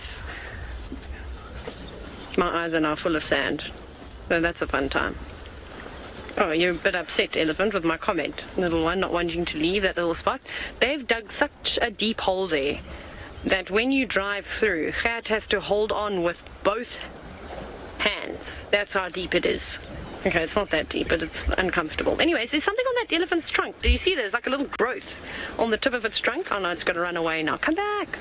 Some kind of small growth, just about a fifth of the way up its trunk. Oh no, it's gone. Oh well. It didn't look like anything too serious. Hopefully it doesn't get too much bigger. Those two little ones just enjoying a moment. Of course, the one to the left has got the upper hand. Elephant, I don't think you should be doing that without a helmet on. Well, elephants have got pretty tough skulls, so it'll probably be okay. Just having fun with a sibling. And now we've got a different species of elephants coming off to the right. You'll see they're different colours. I love that the various... I'm just joking. There's just the African elephant. It's the same one. It's just been in the water. Ha ha ha ha. Taylor is so funny.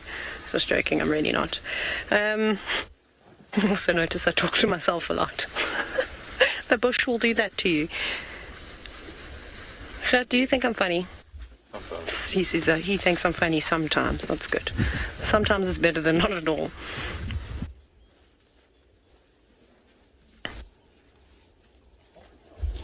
Pedo, perfect question at the perfect moment. Thank you very much for this. You've said, what is the purpose of dust bathing? Well, it's actually very important because you can see how that little elephant is scratching itself and swatting its tail. There's lots of very annoying insects around here. So typically what will happen is elephants will cover themselves.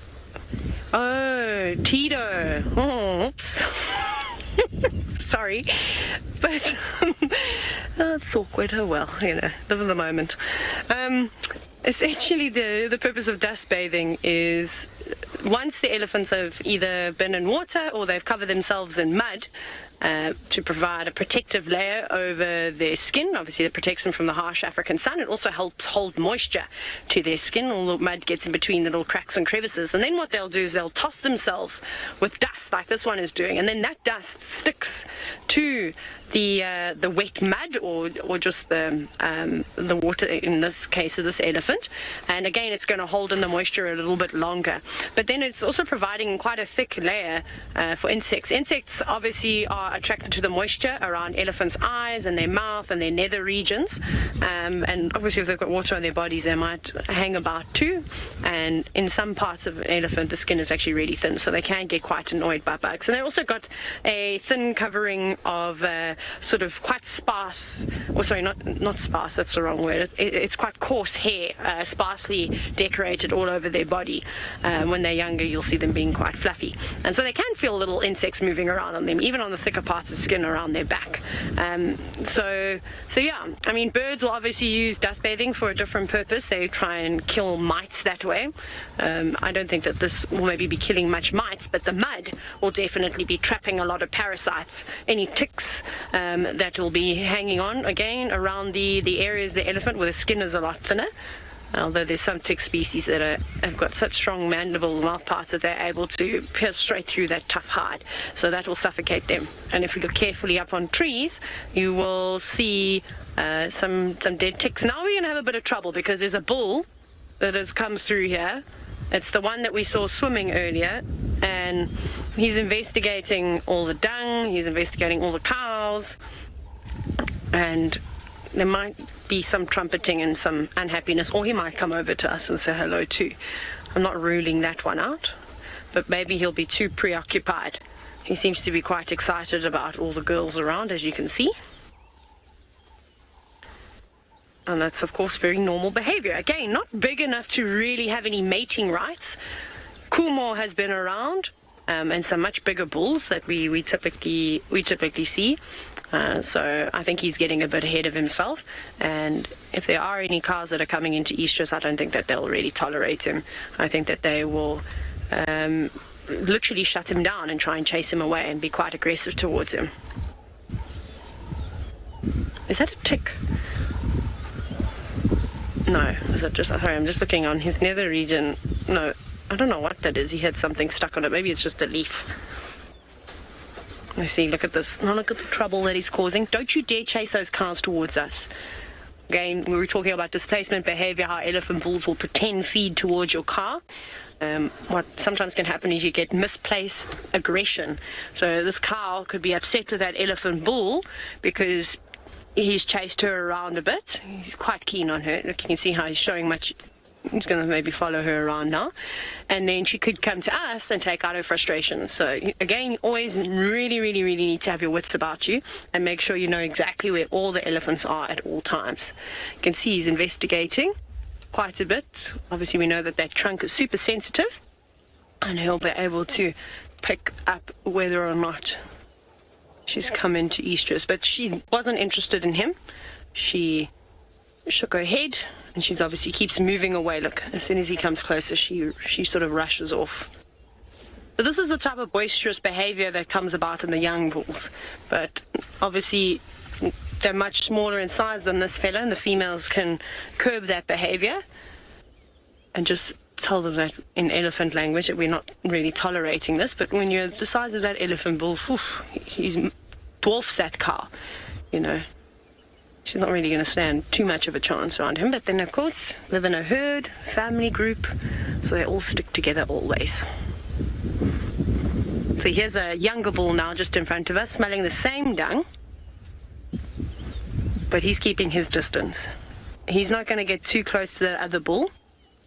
Already, the bull in front has turned slightly towards him and looked at him, giving him sort of a stare as if to say, just keep your distance. He's stopping and looking back. You can just see there at this bull that's tailing him. So those are the kinds of subtle signs that you need to look for. And as a safari guide, the more time you spend with elephants, the easier it is for you to pick them up. Now, these young boys have probably been put in their place by this older bull, and that's also very important.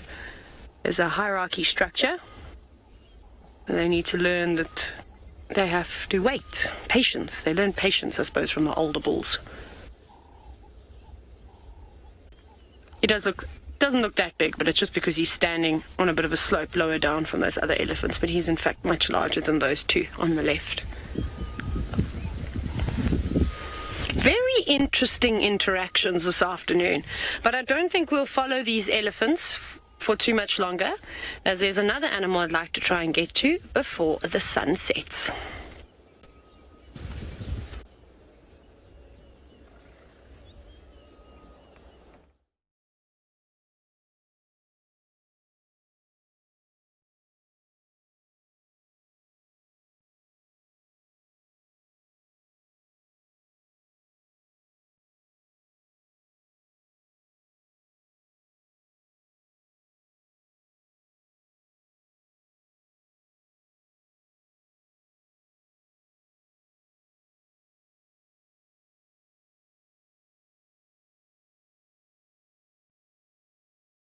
Thank you, boss. And then I'll go. I'll sounds touch you with them. Cool, thanks. Thank you very much. No problem. Sorry, guys. I was just saying, just to the people that just joined us in the sighting. So they came and kind of joined, and they're leaving now. So I was just saying thank you for the sighting. It's always good to just have a chat with everyone around us. You know, we often have a lot of people that come to the reserve, particularly now after lockdown, that have been watching the show. And they then, you know, kind of come out on a safari because of it. And so it's always, you know, lots of excitement to chat about how things are and, you know, what's been up, and that they watch the show during lockdown. So it's kind of good just to have conversations with people. But anyway, as you can see, not much has changed here. Cub is fast asleep, Tundi is fast asleep. Everyone is just taking it very easy, and I'm thoroughly enjoying it, if I'm honest.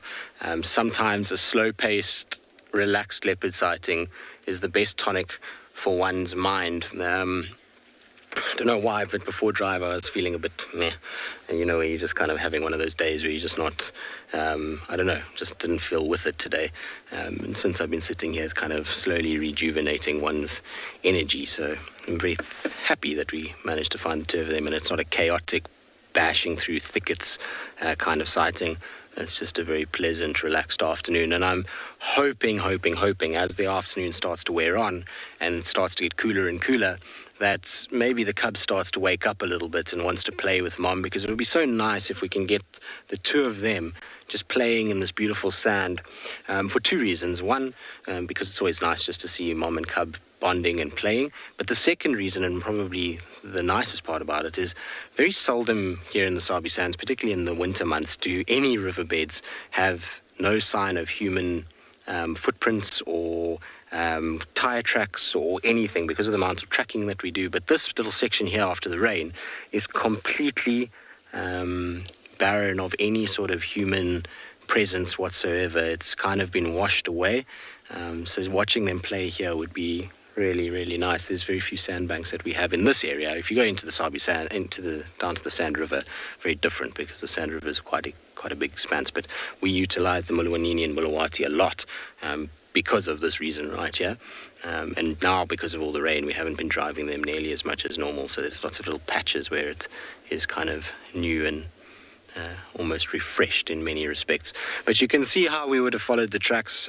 So we actually picked up these tracks far down south, at where we saw the spotted eagle. As I reversed out there, I picked up the track for Tundi. But if you look over here, what we were looking for is why we came down towards the drainage line, as we saw those tracks on the road. And kind of part of tracking in this area, and why they don't do tracking assessments when you are kind of working at a place, you don't do your assessments at that lodge, is that you start to understand where animals like to walk. So basically, came into the riverbed hoping that she would have used the riverbed rather than the road. And once we picked up the tracks there, drove in the riverbed, eventually found her tracks in the riverbed itself. And like I say, what you're looking for is those kind of markings. On this softer, puffier sand, it's going to be tricky to see today because of the cloud cover that we've got. But because in parts it's got wet sand that is still a little bit soft, there's these deep impressions that are left behind. And so once you see those, then it's very, very easy to kind of follow them from there. But actually, when you look from that track there to the next one, which is on the edge of this little banking, you can just see them there. That's the track.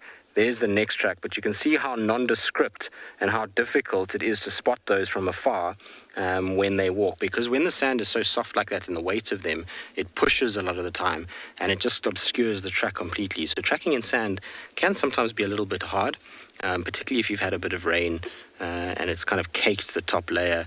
You can struggle a little bit with it. But at least we got lucky with her tracks kind of being quite clear further down, and then it was just basically, you know, following the tracks and led us to where they are, which is very cool. It's so interesting because it's right next to the main road, but because of the way the riverbed dog legs, you can't. All right, sounds like Steve's got something, so we'll just quickly send you across to him. They're coming. Okay, well, you're back with us. We've caught up with our lioness on Triple M. Just going to be photobombed for a moment. Apologies for that. The cub is on the road behind. We have a couple vehicles, so we're going to do our best to try and avoid It is how it is. Another vehicle's going to come.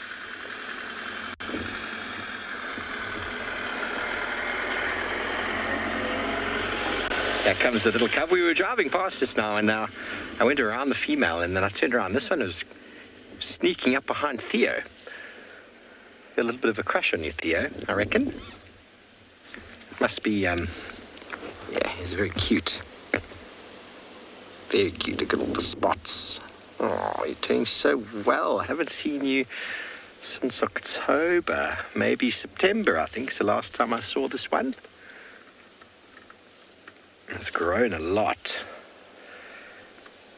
So they moved quite a bit from this morning. They were all the way on. Well, it's not really a lot for lions. This female hangs around a lot. It's towards Gowrie Gate.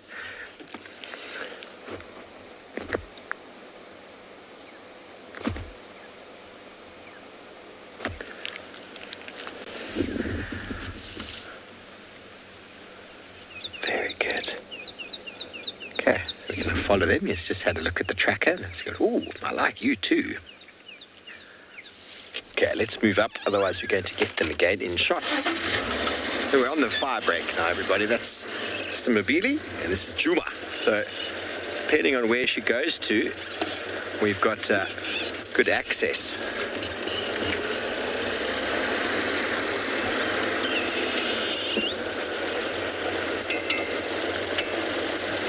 There we go, you can see a lion over there. So she's hungry. Cub's going to sit on top of the termite mound now and wait for her to catch some food, and we'll spend some time with the cub. Why not?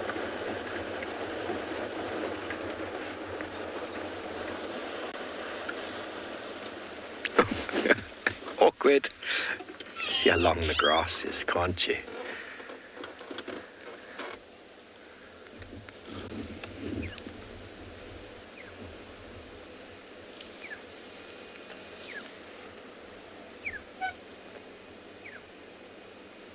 There's the gate. There's the boom gate all the way at the end there. How cute, her Carol. How cute is she? And it's a good thing. I'm pretty sure it's a she. Going to start helping Mum in the next 6 to 8 months. It's not just going to follow her around and eat what she eats, and to help her, which means the pride will go from strength to strength, and then she will have more cubs.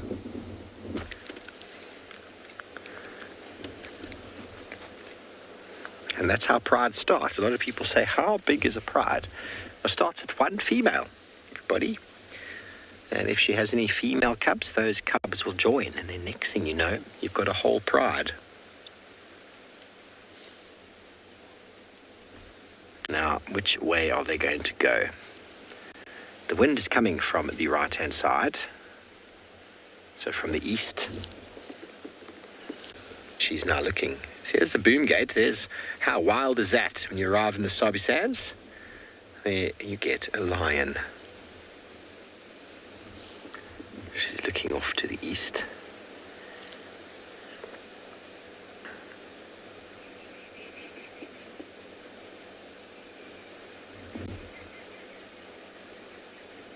There are other people in the sighting, of course. Notoriously little busy access, this one. Got all the lodges of the west can access this road, but if the lions do go off over to the right, they're going to be all ours. Okay, let's move up again. You see that little cub running?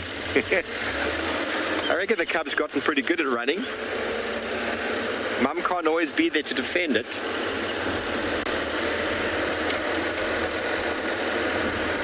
Leopard 1, I have no idea. I really don't know.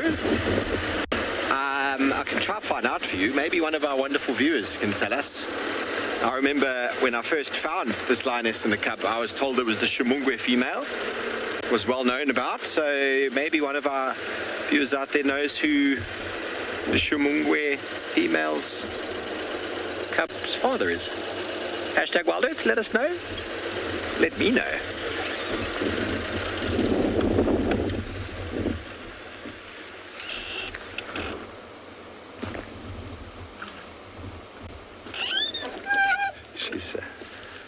turning around to come and find her cub. The cub's calling, going, "Mom, don't leave me." Can you hear that? That's the contact call of a lion, and specifically of a lion cub.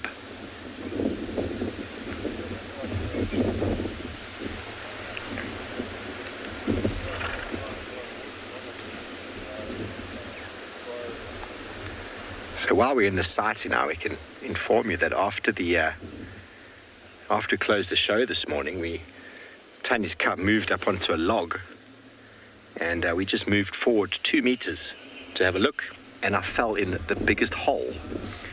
And one of the vehicles with us right now from Simbambili stuck around for about 25 minutes to help us get out, and it's quite an affair, to be honest with you.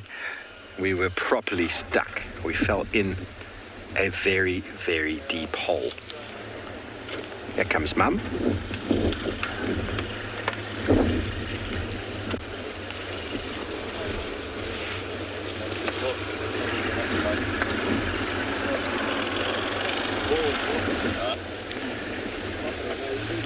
Okay, looks like they're going to go back over to Simbambili's side.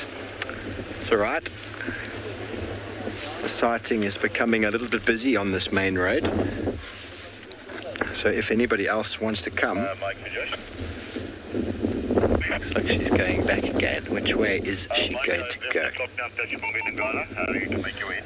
Okay, we're going to keep with her. Maybe she's going to go east into Djuma, and then we'll be able to spend some more time with her. Otherwise, we'll have to leave.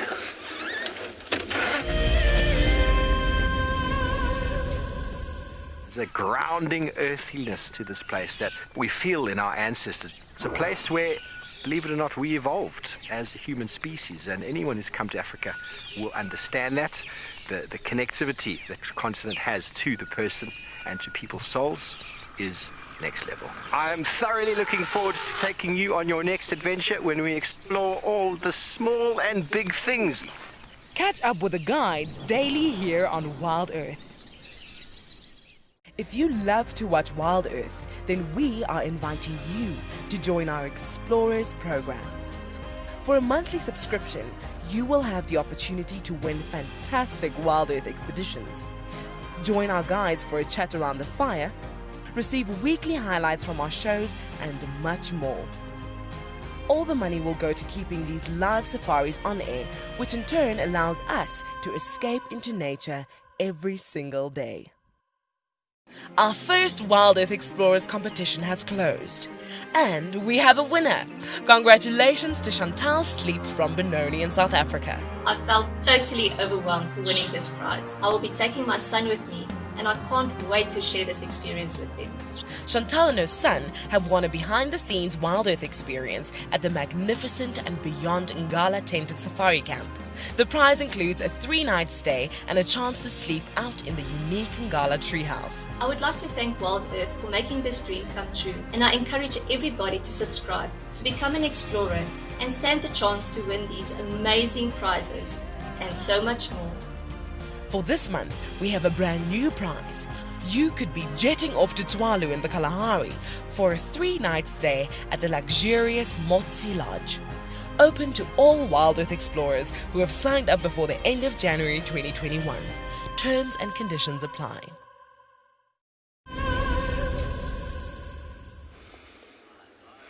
As you can see, we're still sitting with Thandi in the cub. It's a bit of an awkward angle that we're at the moment, but they're fast asleep and not really doing much. The cub still hasn't emerged. He's kind of tucked himself in around a very thick little bank of grass underneath this fallen over bush willow, which somehow is still surviving even though it's fallen over. I mean, if you look where the roots are and how kind of broken this tree is and how the roots are sticking out of the ground, you would think that this tree is dead. There's actually 2 different trees here. There's a knobthorn and a bush willow that have fallen. But the bush willow is the one with the roots that are all out.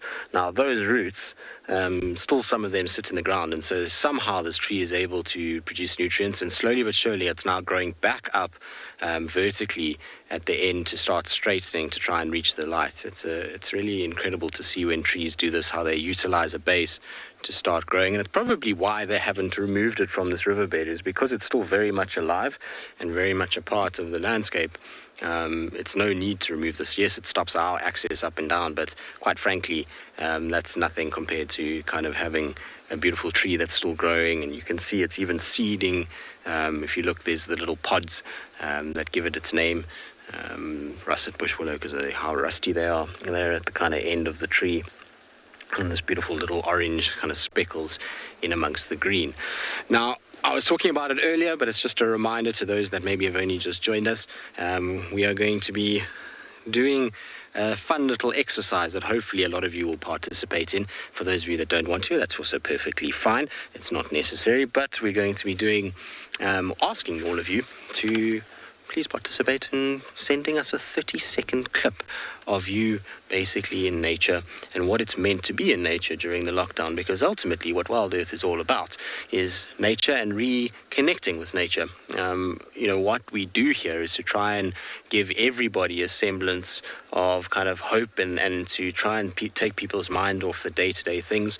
Even prior to lockdown and all of the things that have been going on over the course of the last year, we've been trying to sort of connect people more and make people understand that the natural world is a very important part of not only our survival as humans, because obviously we eat a lot of what's in our natural world in the form of plants and things like that, but on the other hand is that it's good for our mental health, and a lot of people don't take care of their mental health, so it's important that people do spend time in nature. It really is something that can connect you and make you feel whole again. And it doesn't have to be, we're spoiled. We get to sit out here and we get to look at crazy things like leopards and cubs, and we have elephants and we have all these amazing creatures, but that's not really the whole kind of thing of it. I can be just as happy here in this reserve with leopards as I am taking a walk in the mountains of Hoedspruit, where there is very little in the way of large mammals, and it's all about birds and insects and beautiful big trees that grow on this escarpment. So it's just really about getting out and finding a space for yourself where you can process the stresses that we all have in our lives. And so, like I say, if you do want to participate in all of this, you're welcome to send a 30-second video of something that you've done during the lockdown, or somewhere that you went, something as like going to the park and going and seeing the ducks that are paddling on a pond, or a little spider that's in your garden, or whatever it may be that is kind of feels like you've reconnected with nature during this time. Send it through in a horizontal format, so not vertical, for those of you that use Instagram. And yeah, we'll put it all together, and I think it'll be a really cool thing to see all of these people from around the world that are similar to yourselves and us, and what kind of this is all meant by getting in touch with nature again, and realizing that there is a lot to be said for looking after one's mental health by being outside, and connecting with what goes on in the natural world. And if you want to send them through, you can send it on whatever platform you're on. So at FC YouTube, WildEarth Live on Facebook, hashtag WildEarth on Twitter, and then on the website as well. You can send it through there too. And kids also. It's not just about the adults. I'm sure there's been a lot of kids that have watched our show over the last little bit, and the lockdowns particularly, because it's been difficult for a lot of you to get to school and actually have normal lessons and things like that. So we want to see lots of kids videos too of you guys enjoying yourselves out in the natural world, because the younger generation, is the most important generation when it comes to a lot of this, because they're the ones that are going to be saving these species at a later stage when you guys are older. So it'll be good to see how families and everybody has kind of decided to join in the fun. Tandy even turned around to listen for this one. She was like, I'm going to sleep on the other side facing away. And she's like, actually, hang on, I need to listen to this myself. I wonder if she has little timeout moments of her own in nature. I'm sure she does, when her cub has just been on her case too much and the stresses of kind of raising him. I'm sure sometimes she goes and has alone time and finds a little tree and flops down and just watches the world go by. I wonder if she processes that as kind of relaxation. These are the odd things that we sometimes think about by spending so much time with these animals. You start to wonder if they feel the same way that we do sometimes and do things for the same reasons that we do, like a little alone time and just taking it easy and relaxing. Must be some of them, these leopards must have seen some of the most incredible views in their lives. Can you imagine some of those trees that they've lay in and just watched as elephant herds have meandered past, and, buffalo and all kinds of random things that they would have seen in their time as territorial individuals within these areas. Hey, Michael, has it been a long road that you've walked? Yes. 14 years of walking this area. It's quite a little innings you've put in so far, Tandy, that's for sure. Certainly deserves her rest this afternoon, given how much she has done over the years. Okay, here comes the cub though. Look, the cub is going to come play with Mum. Here we go. Hello, boy. You're growing. And the last time I saw you was only a month ago, but you're already much bigger. Oh, that was what I was hoping for, is the two of them to come lie together. Perfect. Thank you, my boy. And perfect timing, too. All right. Well, now that the two of them are sitting together, I'm sure that they'll kind of keep interacting. Let's send you across to Phinda.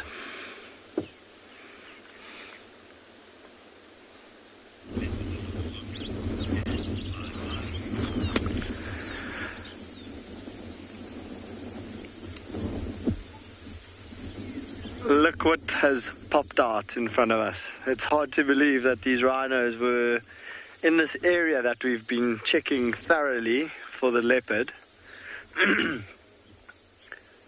And we weren't able to see them.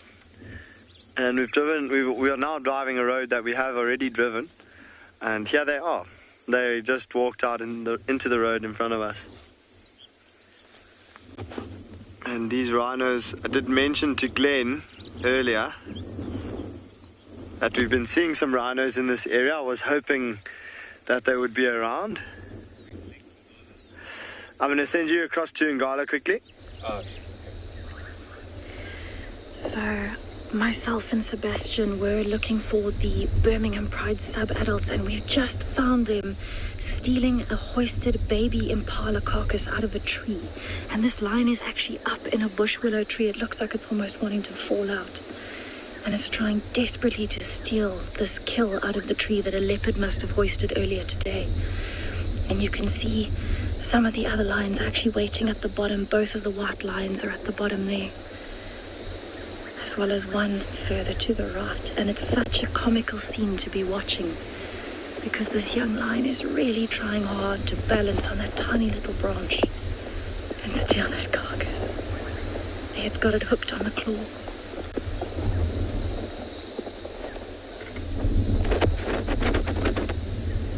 There you can see it's actually starting to chew.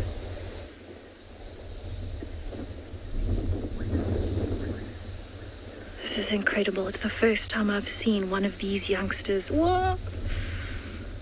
stealing a carcass out of a tree.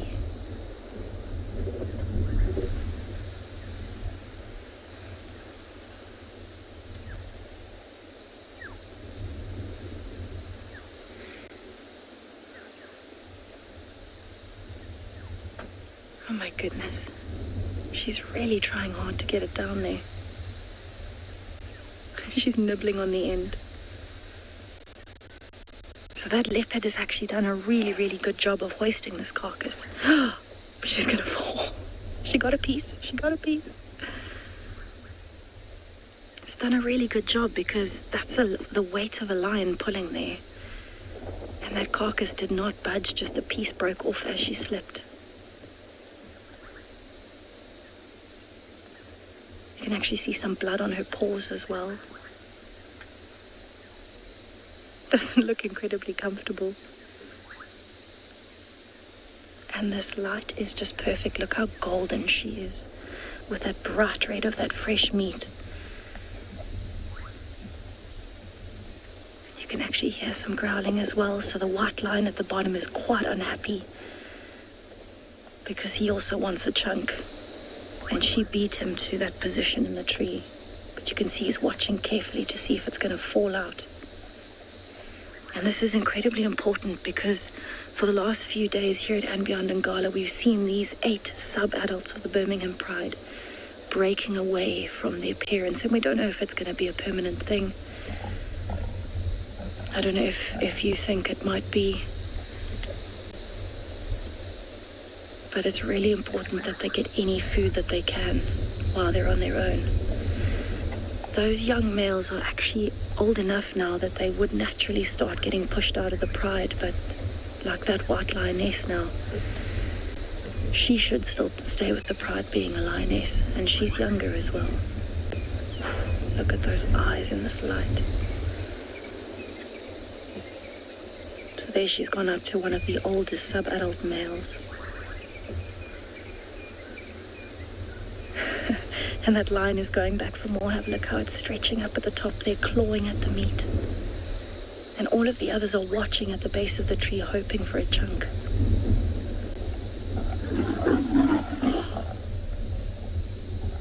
See how that white lion absolutely dominated over the other one there, put it in its place. A bit of discipline and dominance issues going on here.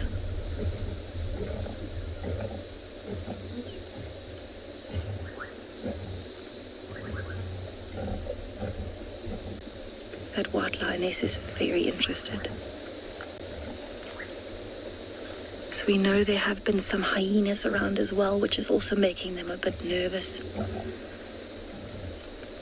And that lioness is not giving up. She got quite a good chunk there.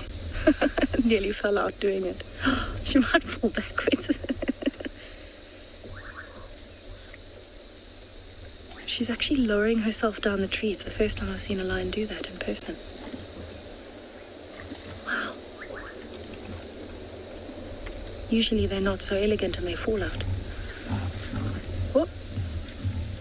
Oh, now you might get a bit of that. Oh, another fight.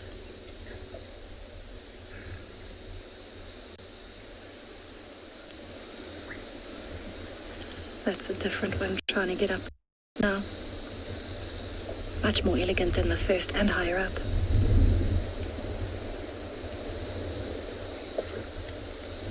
Wow.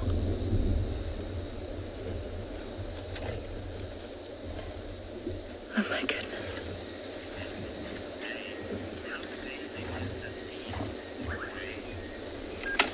Say, this scene is absolutely incredible. It's the first time I've ever seen this happen in my 3.5 years of living here. And I'm really, really excited that it's these particular lions as well, because the Birmingham Pride is by far my favorite pride of lions. Because I think I get to spend so much time with them that you start learning their personalities. And you get to watch them grow up. And oh word, look at that with the eyes peeking out over the branch. So the young male has gotten incredibly big, and so I'm not surprised that he's the one instilling dominance over the others.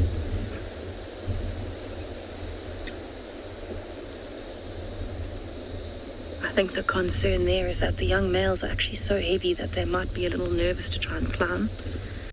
He's giving it a go, but you can see it's not nearly as elegant. He's almost struggling.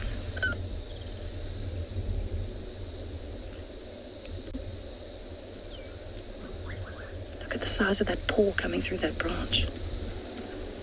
He really is going to be a massive male when he's older.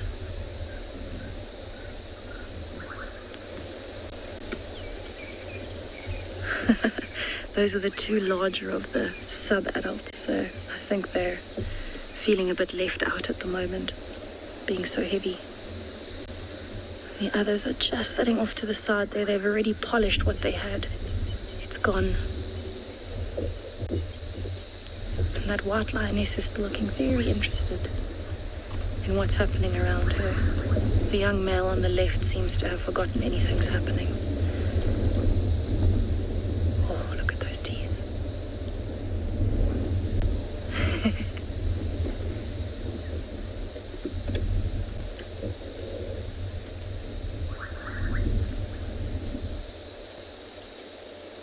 So there's a lot of yawning going on, a lot of moving of the tongues, licking of the lips.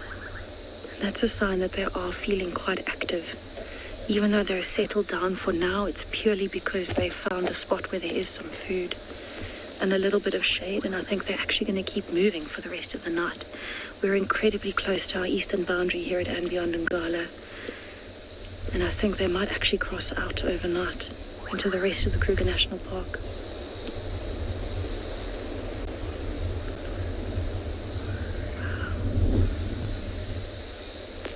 So I think what I'm actually going to do, I'm going to move you a little bit forward into the gap.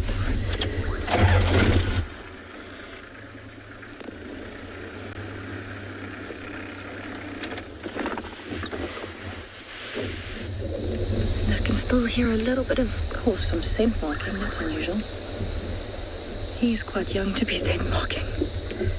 But again, starting to break away from the adults. It's almost that time now where they might start wanting to stay away permanently. I was saying earlier, I can actually still hear some bones crunching in the background every now and then, and that might just be the end piece of the leg that doesn't have much meat on it. There, you can hear the crunching. That lioness is still looking up into the tree. So there was actually still a piece that stayed there. It was quite well hoisted and stuck in the tree. But it looked like it was majority skin, so I think they've got what was left, which was around the rump and the back legs of that baby impala.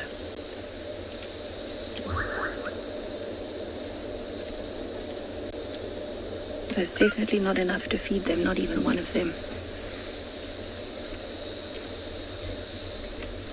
So any chance that these cats get, any of the big cats are opportunistic. So any chance that these youngsters get, they will steal anything that could feed them.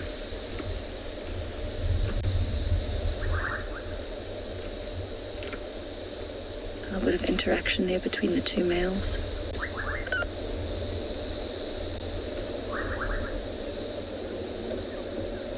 He is absolutely beautiful, that white male. They all are, but I think there's just something special about him. It's so nice as well to see how much their manes are coming in. Have a look at that hair in between his front legs already. And you can see his shoulders are all muscle. And he's sniffing around the base of the tree, hoping for some scraps.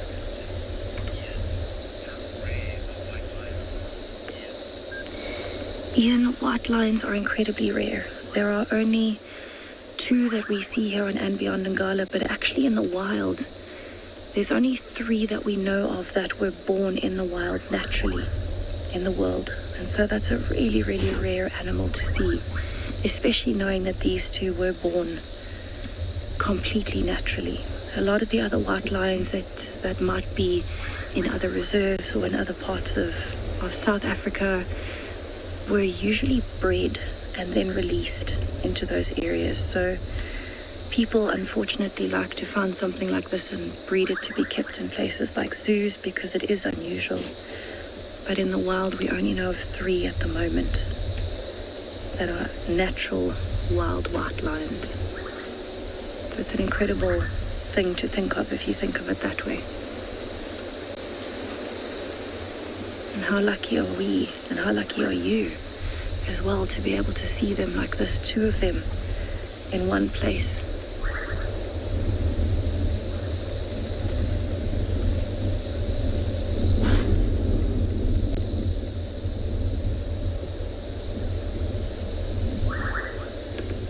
I love how he's curled the tip of his tail up to almost a perfect little circle.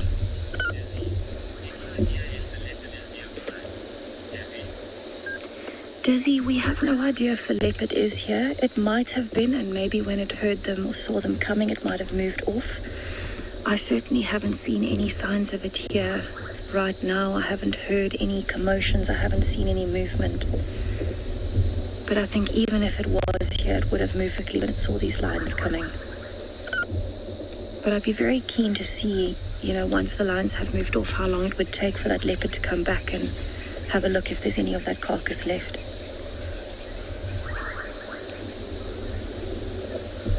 I don't know what he's got behind the tree there. It almost looks like he's catching flies, but there's another one climbing the tree now and almost falling again. Two fighting over the tree currently. That sound is incredible. She's flattened herself in the grass there, trying to protect that last little piece of leg that they've got in there.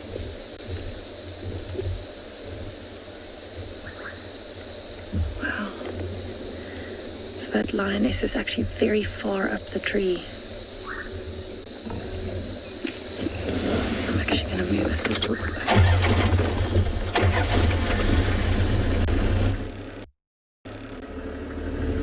Oh, there she's jumped out.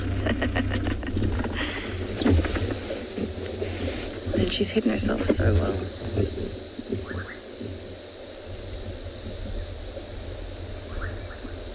I think it's very interesting that only the lionesses actually climbed up and managed to steal anything.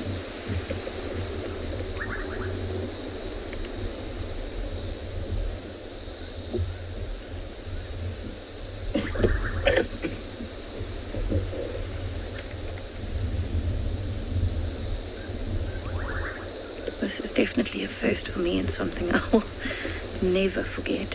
Sitting here and watching the white lions and their brothers and sisters and cousins, half brothers and half sisters, climbing a tree to steal a leopard's kill. It amazes me, the grass is so long at the moment. That white one, she really stands out very well, but knowing that there's actually 4 lions in that little patch of grass. And from here, you can actually only see the white female clearly. So driving past this, if she wasn't a little bit into that gap, you'd actually struggle to see them unless you actually heard the sound of them fighting over that carcass, or they lifted their heads like that. Oh wow, what a jump.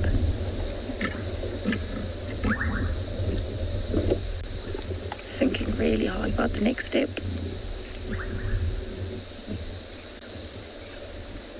So lions are quite a lot heavier and bulkier than a leopard, and so climbing a tree is not an easy feat for them. Look at those claws that are sticking out, holding onto that bark of the tree.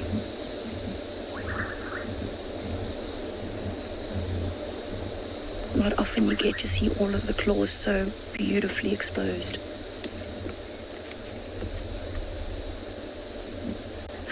She's trying so hard.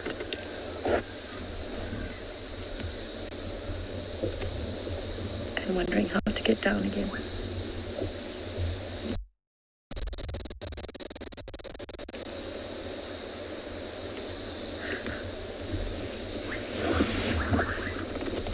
See if I can move you a little bit back again.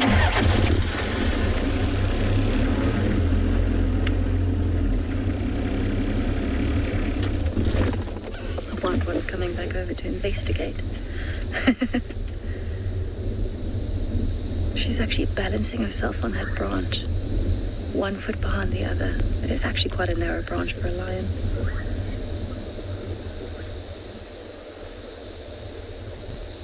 Quite a logistical problem for her to figure out which branches can hold her weight. It's a bit of a challenge to see how she can get there. So the leopard was actually very clever to put this carcass in this particular tree, because a bush willow has a lot of stems coming out, a lot of branches, so it's not easy to climb because you're constantly trying to move around all of the other branches. Ooh, getting wobbly.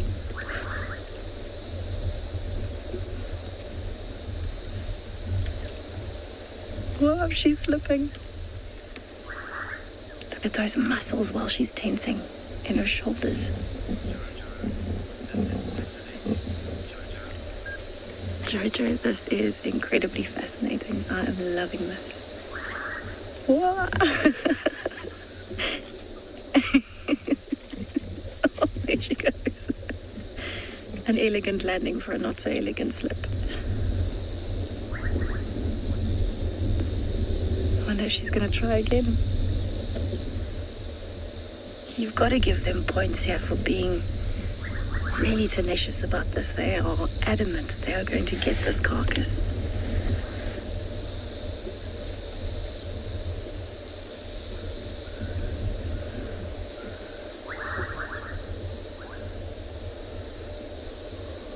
Trying to sniff for little bits that may have fallen off.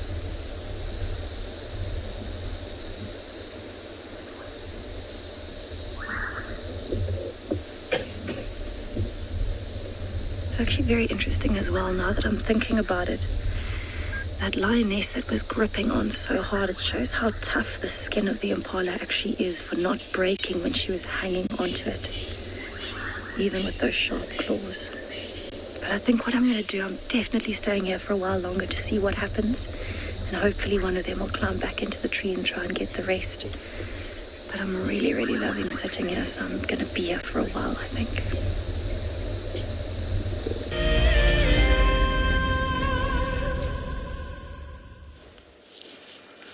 Welcome back, everybody. We have spent a bit of time with this pair. They were very interested to cross the boundary to Buffelshoek. There's been a couple of elephants that have walked past, and there was a few impala, and, well, a whole herd of guinea fowl. This one, in particular, is being very vigilant of the lions. Now they're going straight towards Sydney's Dam, and I don't want to move just yet in case I lose a signal. But there were a whole lot of impala around that have moved off. Now, everybody, please, we would like to still encourage you to do those videos if you can, finding solace in nature. And if we could encourage you, please, to shoot horizontal videos, not vertical. So with the flat phone and not the phone upright. Please, it will be much easier to deal with. And to highlight the importance of helping out others in times of stress and anxiety. How is it that you are getting by in your day? Please feel free to send through those videos to #WildEarth on Twitter, @WildEarth Live on Facebook, and @WildEarth Official on Instagram. Sorry if you've done them already and you did them vertically. Please, if you wouldn't mind, I'm sure you won't mind doing them again horizontally. Imagine we've got to show them on a TV screen, so it'll look much better that way. Thank you so much for doing that. Now, we're going to try stay with this lioness and her cub, heading over towards Sydney's Dam. I'm not sure what the signal's going to be like, but for now, we're in a good spot with a long lens. And, well, we are thoroughly enjoying our afternoon. It sounds like another cat afternoon, so who knows what next will present itself.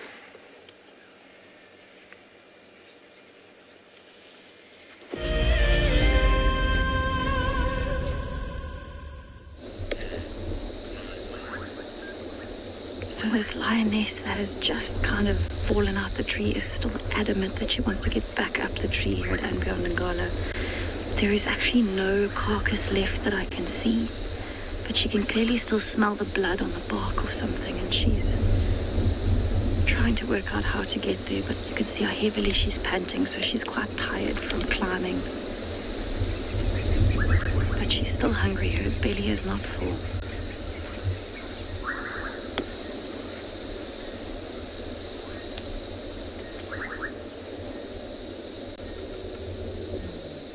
You can actually hear the young white male contact calling. That's why she keeps looking over. Wow, look at those eyes.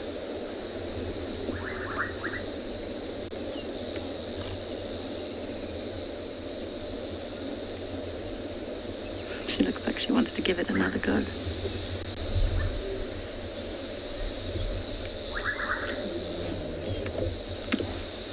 I'm really hoping you can hear that subtle contact calling in the background as well.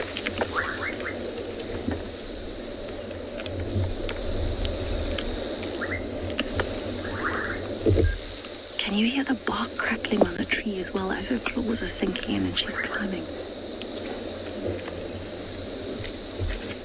Oh.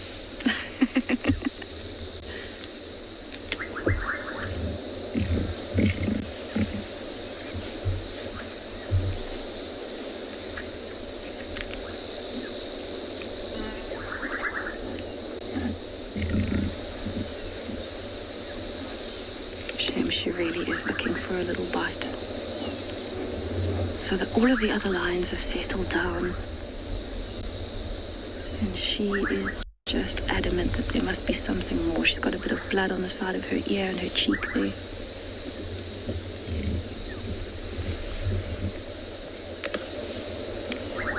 She's going over to investigate what the others are eating. Oh, there she's finally laid down. Can you hear the crunching of the bones? One of them is definitely still chewing.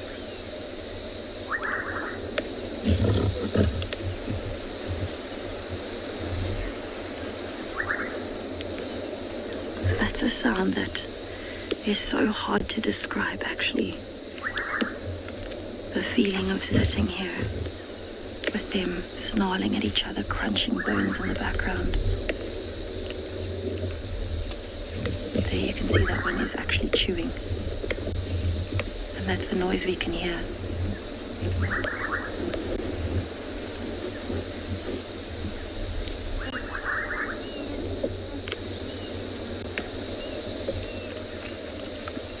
The white one's trying to climb the tree now.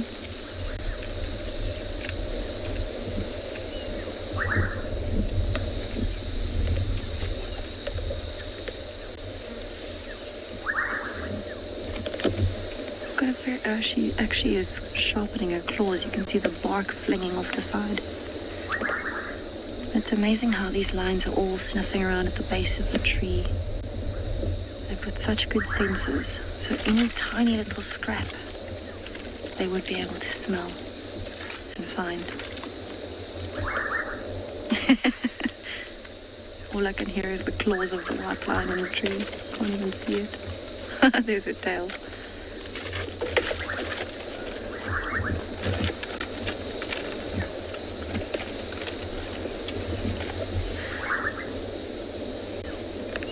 Seems that on her checklist for today she doesn't seem to be the most amazing climber. Maybe she chose a bad approach.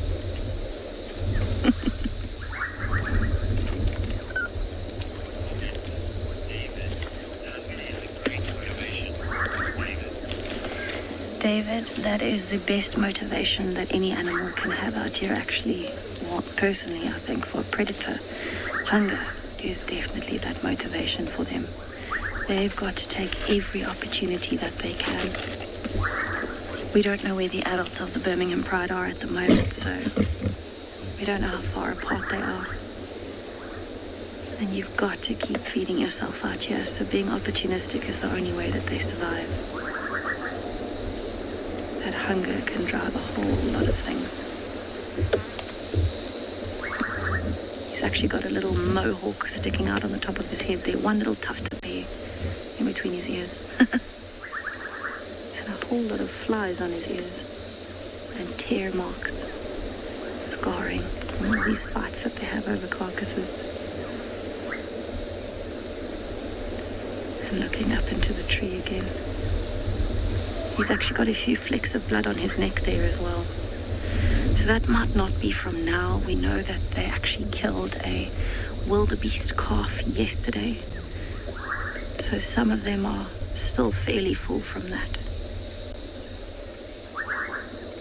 Maybe he just didn't do the best job of being groomed or grooming someone else, and so he's still a bit dirty. The young white male is the one that you can hear contact calling in the background. That contact call is him communicating with the rest of the Birmingham Pride. Specifically when they're trying to find each other.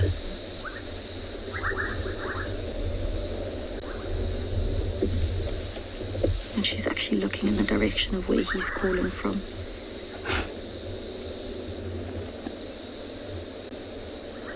And they might be able to hear something that we can't. Maybe there might be contact calling far in the distance that we can't hear. You can see she's got her eyes and ears trained in that position, staring. And she has got very beautiful eyebrows. You can see them sticking out there above her eyes.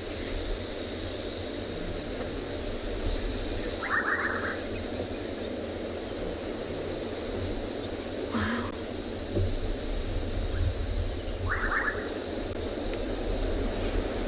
She's a beautiful lioness.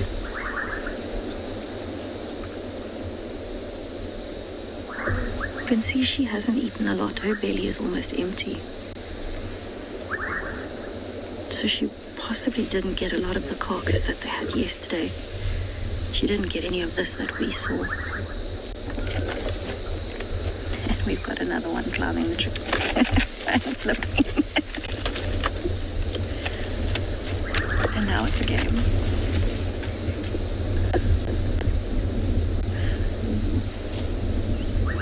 Those two are direct sisters.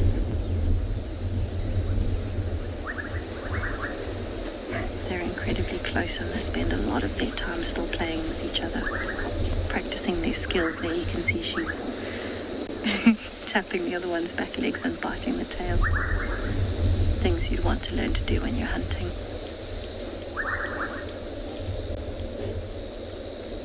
Actually, both of these lionesses have not eaten much compared to some of the others.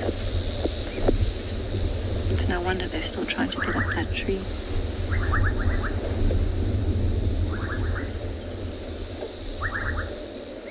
You can actually see the size difference quite nicely between the two there as well. The white lioness is a little bit taller than her sister. And something we've noticed with the white male as well. He seems to be a bit larger than his brother.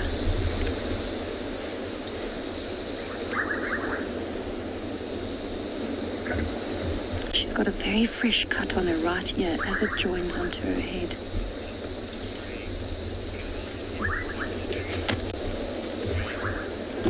Craig, yes, lions actually have been known to sleep in trees. There are particular prides of lions that are very well known for sleeping in trees in certain areas of South Africa and in Africa. We certainly haven't seen it here at andBeyond in Ngala with them actually sleeping in the tree. But I know that there is actually a pride of lions at andBeyond Phinda that have been photographed quite a few times, relaxing in the trees. So it certainly does happen.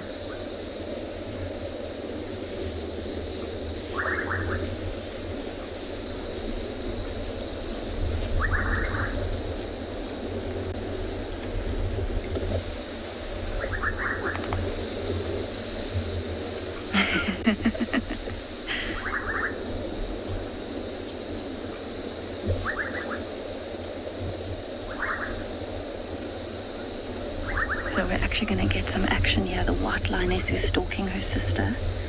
As her sister's edging closer to the tree, you might actually see her get tackled by the white lioness.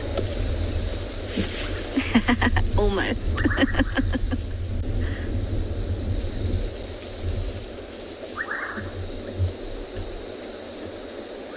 Everything that these big cats learn comes from playing when they're young. And that's the most important thing that they can do. You even see lionesses and adult lions playing every now and then. She seems to have the best approach of all the lionesses so far.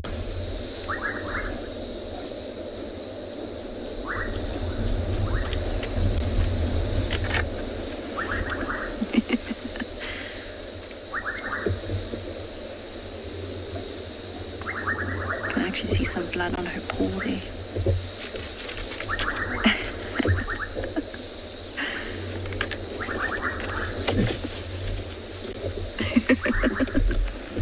Incredible. So it actually looks like you'll see the young male is coming out in front of me now. Looks like they're starting to move off towards the left And that's the direction that the young male was contact calling in. And the white lioness is about to pounce again. So we've got a little bit of playtime over there on the left. She keeps biting her sister's tail.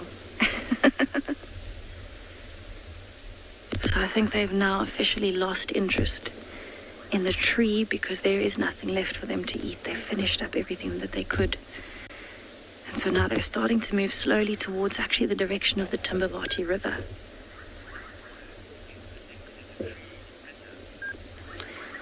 So what we're going to do is I'm actually going to sit here and watch what happens. But speaking of climbing trees and all things leopard, we're actually going to send you over to andBeyond Phinda for a leopard in a tree.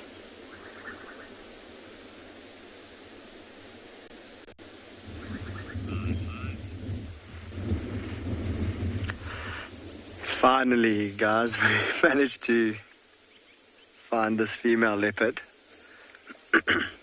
And it's a tree. She's in a tree that I checked thoroughly with binoculars, and I even walked around in this area. And I was saying to Glenn while we were searching in this area, there was a herd of impalas not too far away. And like I was saying to you all earlier, I think she, at that time, was trying to stalk those impalas, which would obviously mean she was hiding and would make it extra tough for us to try and find her. And while we were sitting with those rhinos earlier, just before all the lion action, we heard some baboons barking or alarm calling quite a distance away. And so we rushed across to investigate to see which direction they were looking.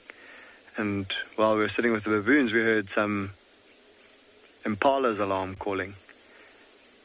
And so we went with the direction of the baboons and the sound of the impalas, because the baboons were up on top of the mountain, so they had a great vantage point.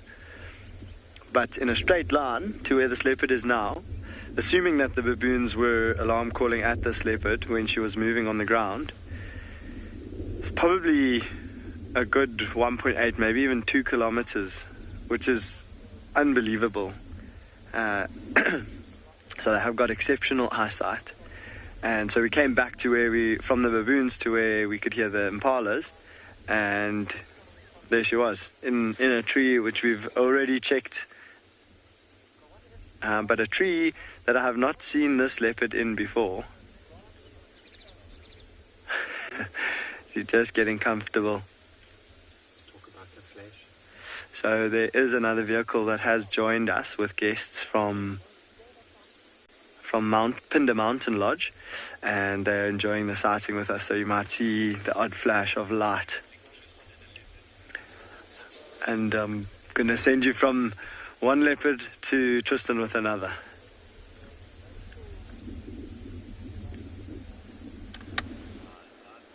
Well, as you can see, we're still with Tanya and Cub. We have had the most epic afternoon, particularly with the Cub. He's full of beans this afternoon. He's been coming up to the car and just staring, then walking away, then playing.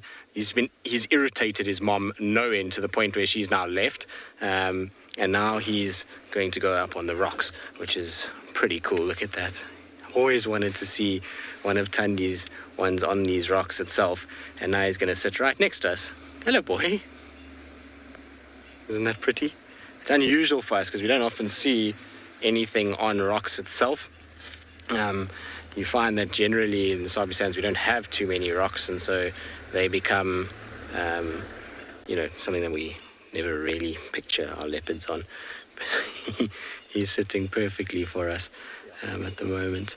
And like I say, he's irritated his mom no end. She was trying to sleep and he kept jumping on her and just thoroughly annoying her, so she was very irritated by the time she left. She was snarling and growling and hissing at him, at the wind, at the trees, at us, just everything. And then she just went up the rocks, and as he tried to follow, she lashed out at him, and he's now stayed behind and she's left and gone off on her own. So we're not going to be able to stay with him much longer, because as it gets dark, he's still too young to be spotlighted and left on his own with us at night. So Generally nighttime, it becomes a close sighting with Mom now gone. Obviously we can spotlight her, and if she was here it would be okay, but by himself, not yet. He unfortunately is not of the age where that's possible. What are you doing? It's the most ridiculous pose I've ever seen.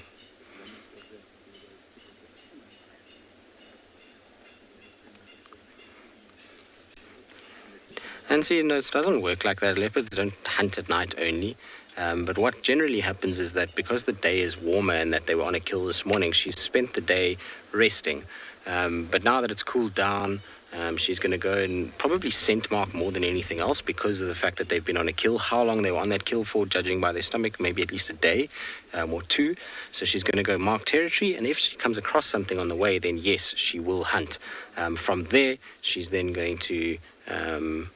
come back, fetch the cub and take it. Now, that hunt could take place tonight. It could take place tomorrow during the day at any stage, because we know with Thandi, she's not a only nighttime hunter. She'll hunt during the day if she has to, and she does pretty well, even in the daylight hours. So it's not restricted. You can actually hear him scratching.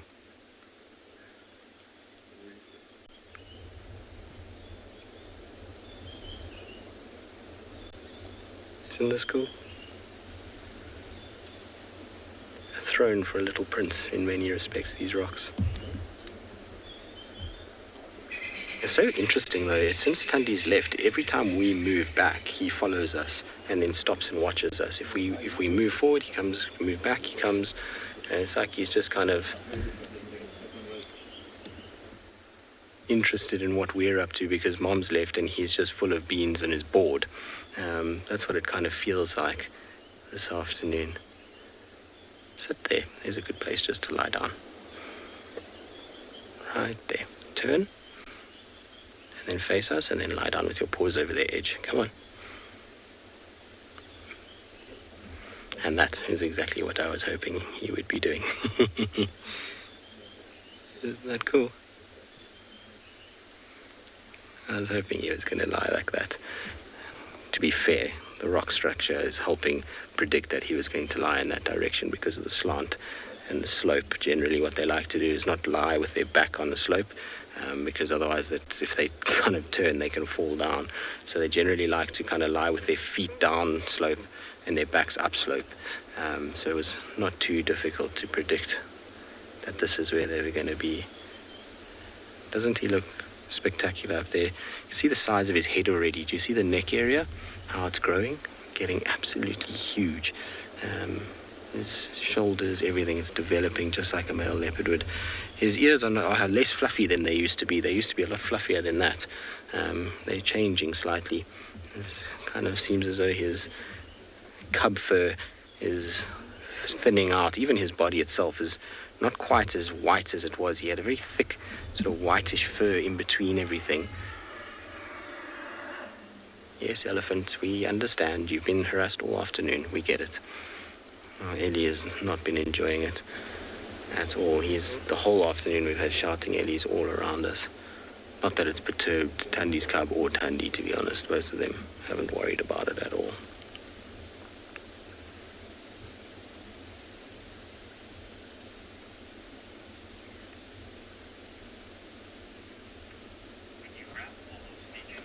Alright, well, we'll just sit here and enjoy this because it's as good as it gets. Hopefully he'll settle back down and lie down for us to keep enjoying for a little while longer.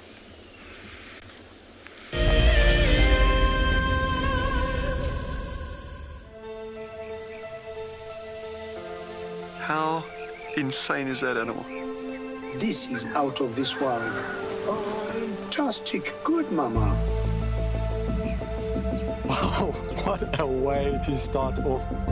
Just such an incredible privilege to be out here. It just keeps on delivering. There you go, there you go. Heart is pumping right now. 3, 2, 1. You are live, you are live. Look at this, everybody. We've got a live kill.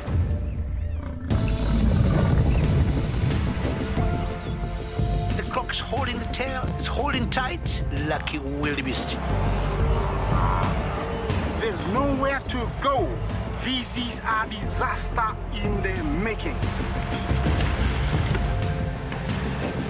Something that I have never seen before in my entire life that you are now watching live. My heart is in my mouth, everybody. Look at this. It's gonna make it. It's going, it's going.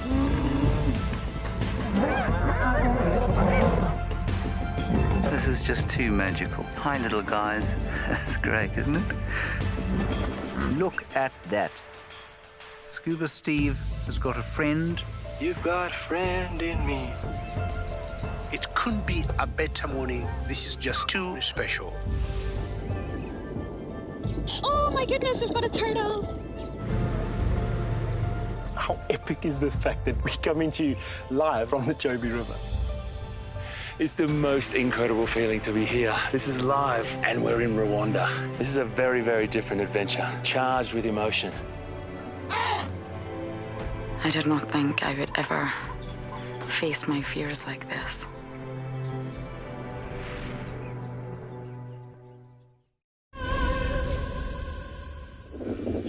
Welcome back to Sydney's Dam on Bufusuk, everybody, where our lioness is sitting on the dam wall surveying the area. Her cub is a little bit behind her, hasn't joined her yet, but all the animals that were around have sort of filtered away. There were some impala in the distance that she could see, but right now the wind has picked up quite a bit, as you can probably hear on the microphone.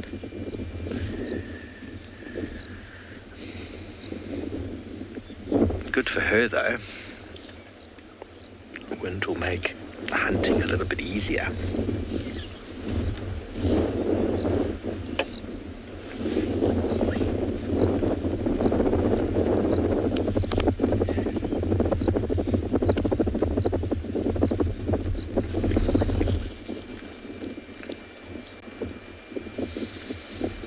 So with regards to those solace videos, everybody, we're going to be putting together a video about everything that gets sent in, so don't do it. It doesn't have to be today. We're going to be talking about it over the next few days, reminding everybody. It'll be really nice to get an accumulation of people's happy place videos put together. I'm actually quite excited to see it. Happy place videos of the viewers doing what they do, letting us know how it makes you feel. That's what's important. How does it make you feel in these interesting times? So there's many words to describe it. Interesting is one of them.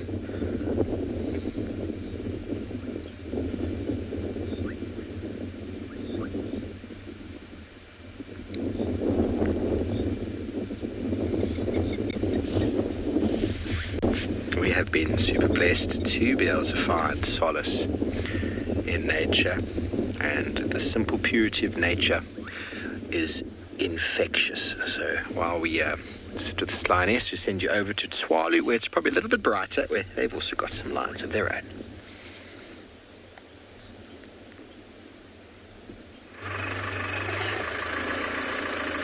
Alrighty guys, have a look at how cute this is. So we've been following these females with the cubs now for quite some time, and the cubs are just playing as they go. It does look like the two females are looking to hunt, but now the cubs have taken the opportunity to, while they are active, practice their hunting skills as well. You'll see every now and again one of them disappearing into the grass, and then they start stalking each other. As soon as the one comes by, they pounce. We'll have a look now. They should start doing it again soon. You can see the females there in the front.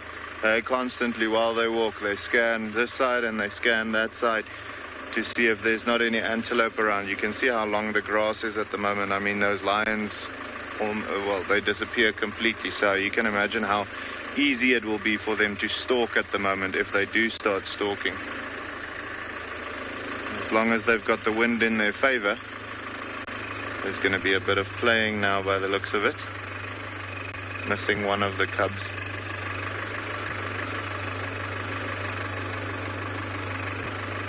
See, there's the one dropping down again.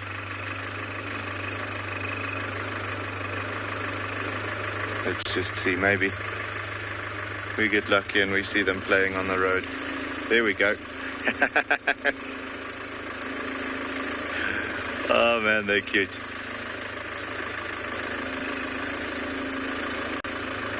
Yeah, so there's the mom of the cubs, and then we don't exactly know where the other female's cubs are.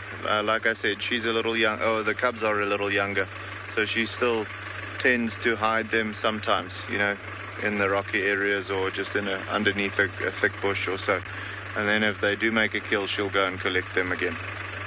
But these older cubs, they're now at that point where they'll stick with the pride regardless. They'll just, when they start stalking, drop down behind a bush and wait there until the chase is finished or the hunt is finished or so on. Let's just see what these little guys are up to. There we go.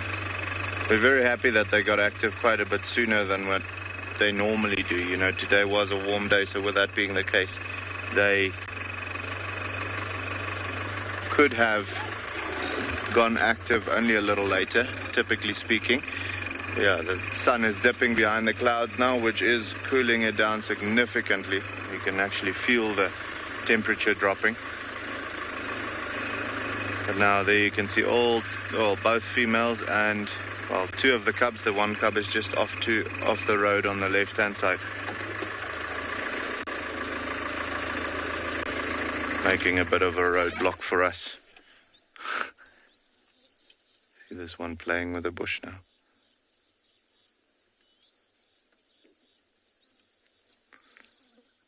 Cubs are the best.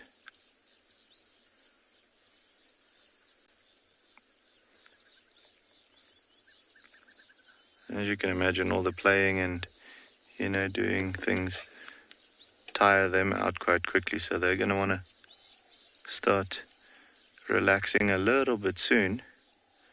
But as long as the females are moving, they'll follow.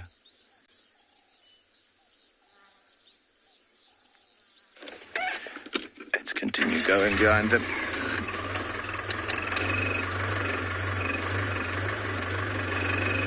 It's amazing having the lions so chilled with us, you know. They're going to play again.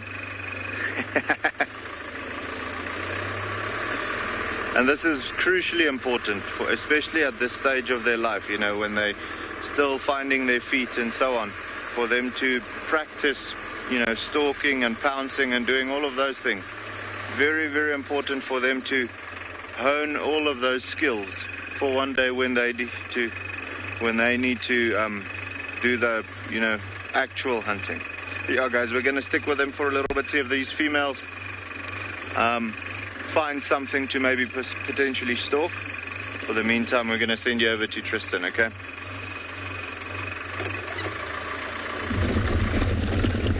Well, talking about lions, we've just come up to this mating pair now. They're behind me. I was just trying to get ahead so that they could walk towards us, which I think that they should be doing. Indeed they are.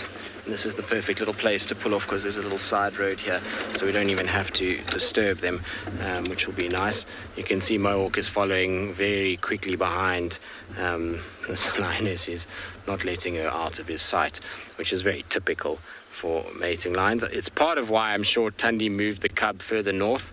Where her kill was this morning is less than 200 meters, 300 meters from where these two are.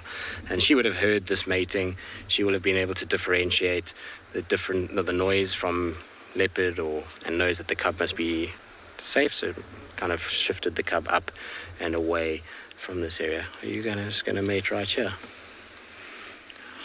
Well, he's trying. She's not really interested at this stage. All right, let's operation get ahead of them again in the hope that they will mate somewhere close by. So where we are now is exactly where we had Langa yesterday. We're going to go past the same mound, same tree, same everything. It's pretty amazing how it's been such a concentration of cats in this area of late. That's nice with them both stopping side by side, but just try and get in front without destroying the whole car. Alright, here we go. Look at that, they're both walking straight towards us. Try and get my cap out the way because it absorbs all the infrared light.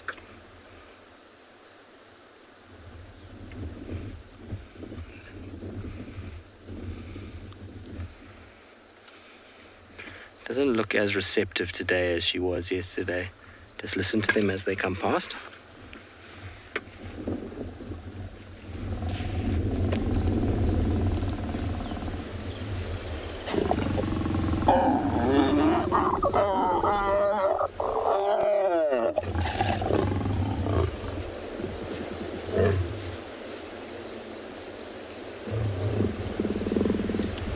It's fairly close. I mean, here's my hand right here. That's not exactly where I thought they would stop to mate. Hello, boy. I'm trying to just keep my hat out the way. Like I say, my hat absorbs a lot of the infrared light, so just trying to make sure that it's not in the way. You see how he's scent marking? The guy's scraping his back legs while he's urinating. Typical scent mark from a lion.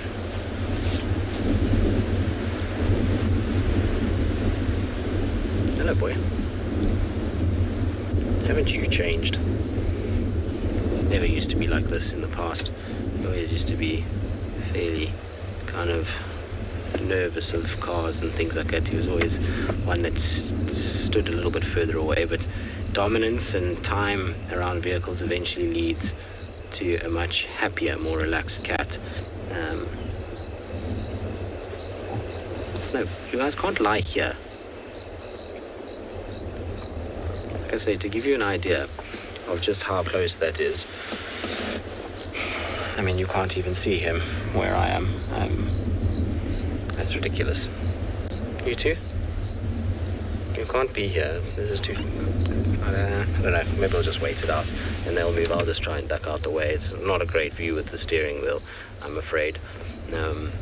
Starting should be fine. I mean, both these animals are big and strong enough to not worry about us, but you never know. Sometimes they get a bit of a fright, and I don't really want to disturb them.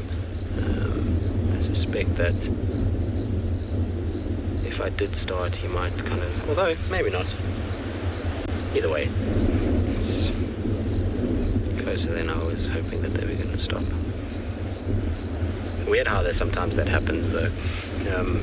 Like you saw, is that you gave them quite a lot of space to walk down the road. They were kind of where the junction of the road is in the background, and just so happens that they decided that, well, she decided that this is exactly where she's going to stop. But they will move. They are up and down when they're mating like this. It's not that they're stationary for massively long periods of time. I wouldn't be surprised she gets up and goes now, and then he follows her, so we'll just be patient. I'll contort into a ball in the steering, around the steering wheel, and you'll still be able to see the two of them. You can see she's at least up again. She was lying down, but... Did you just pass wind next to me? Because that's unacceptable if you did. I think that he did. It sounded like he just passed wind right next to us. That's not funny. On a more positive note, though, I'm going to be back on Chitwa tomorrow morning first thing for a very good reason. Tandi's cub made a big poo in front of us, and that's exciting because, well, we know that we haven't got his scat. So I'm going to come in the morning. I don't have a vial with me, otherwise I would have collected it this afternoon. But I'll come in the morning and hopefully they won't be there, and I can collect a sample for his scat, and then we'll be able to work out who the father is. If we can get the scat, I would imagine from Mulawati it would be probably him, but you never know. We know we've got scat for Tingana in quarantine, so it should be able to, if it's either of those two, would come up. Are you comfortable there, sir? I wonder if he likes my shoes.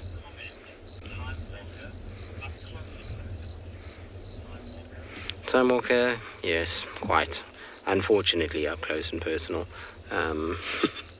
It's not nice when he's letting rip right next to me. It's fine when he's just sitting there because it's not like we're in any danger, but when he lets rip, what comes out of the bowels of a male lion generally is not very good for one's nostrils. In fact, it has a burning, singeing effect of putridity, if that's even a word, as it kind of enters one's nostrils and basically discombobulates the brain into a complete breakdown of tears of sheer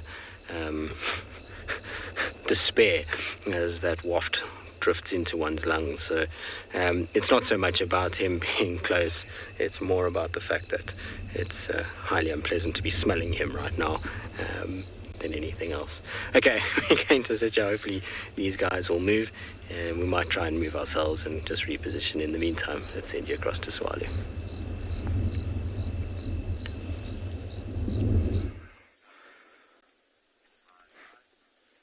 So guys, these lions just picked up on something. You can see she's moving with a little bit more intent as well. The cubs also immediately. Let's see what they saw. Come on.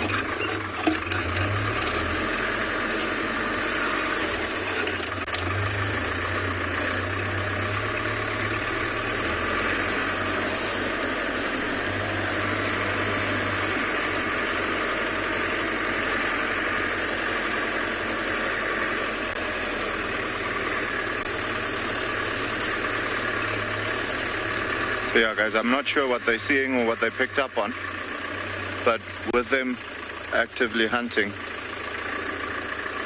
I'm pretty sure that must be something like that, because the other female disappeared completely.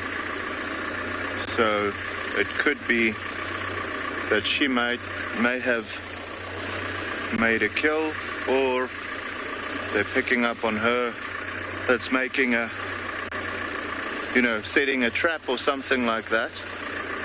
We'll just have to see. They've disappeared now completely. Got them. Okay, yeah. Let's just see. Here's both of the females running on this side now. Let's just see what they are up to.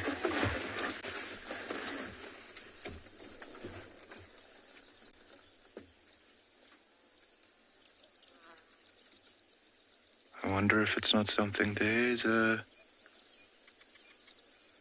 lion cub.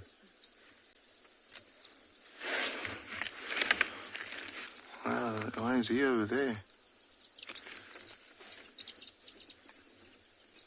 See one of the cubs standing way in the distance, guys, but he's not supposed to be way over there.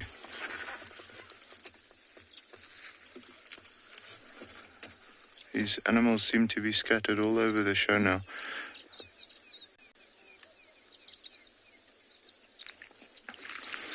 Just have a look and see what's cooking here. Not quite sure what they picked up. It could be something like a hyena or so also that they're smelling, and they just want to get out of the area with the cubs being close by also. It's difficult to really say, but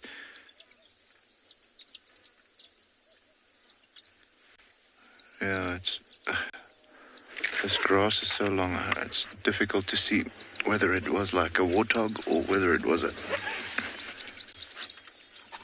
maybe it could be something even as small as a steenbok.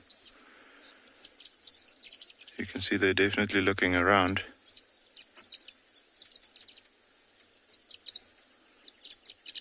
I've now lost the second female again. They're definitely paying much more attention to whatever.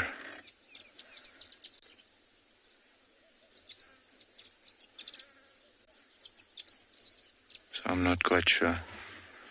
There I see the second female now.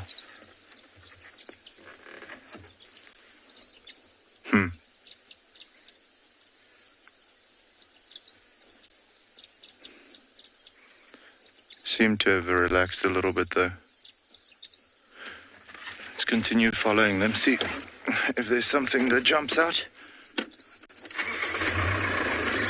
But yeah, I'm not sure what they saw or what happened or anything like that. It's difficult to say in this long grass if it was small.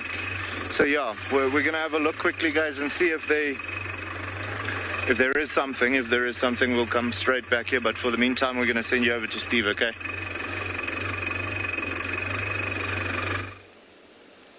Welcome back to Bivouac, everybody. Our lioness has moved off into the long grass. Impala started shouting. He's left the cub behind.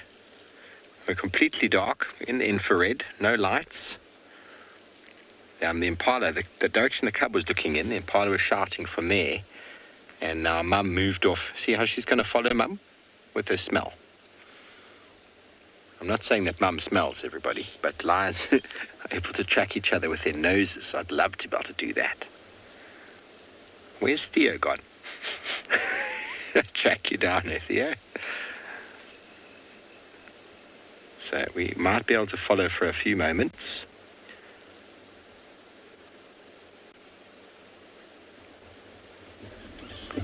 Haymaker, we've had a couple cubs today. I'm not sure of what other cubs. I know we've had this one, and we had Tundi's cub this morning and this afternoon. I'm now going to try and drive in the dark, which is reminiscent of the cub is still on the top right of the screen, or is that a bush? That's a bush. Okay, we're going to have to... There's going to be no spotlighting of the cub, so... We'll try and find Mum. Theo's going to keep scanning with the infrared so that we can see where they've gotten to. I think the lioness was maybe trying to get around where the impalas were shouting from.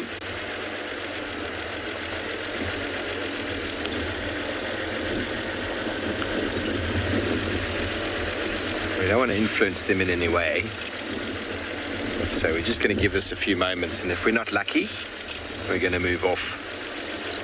No lights at night. Obviously, I've just got my headlights on now, so I don't hit anything. The cub was off to the right somewhere, and Mum, I think, might have done a big loop.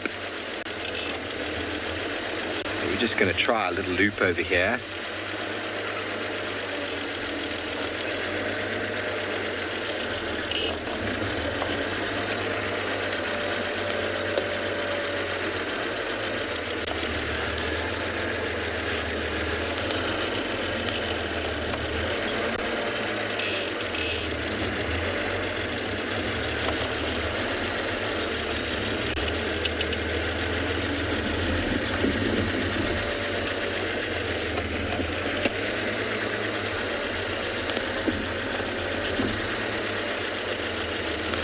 So, Mo, I know how it feels. Lions in the long grass. See if we're going to have any luck.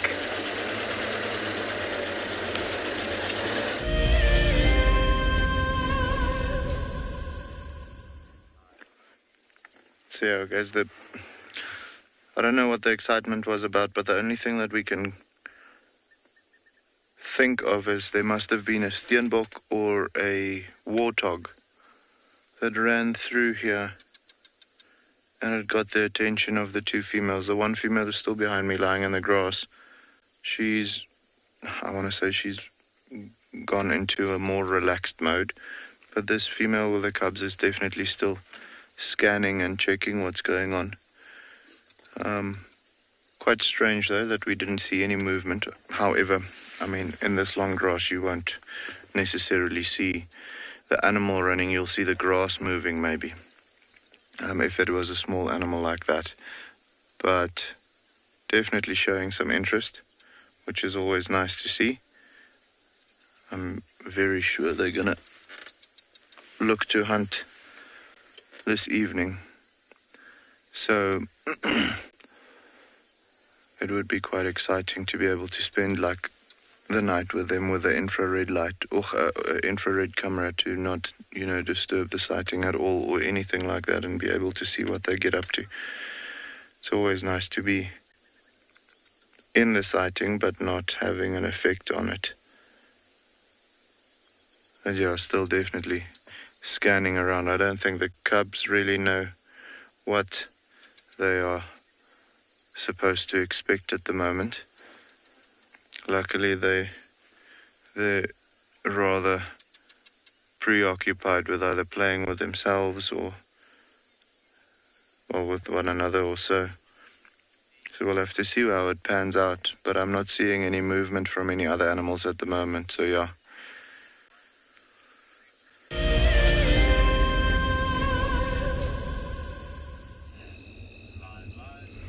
As you can see, we've managed to put some distance between us and those lions. I personally think that was the evoker's retaliation for my complete and utter disregard for them over the course of the last few years. I've never been their biggest fan, and I feel like I just got punished for it by being right there when he has passed wind.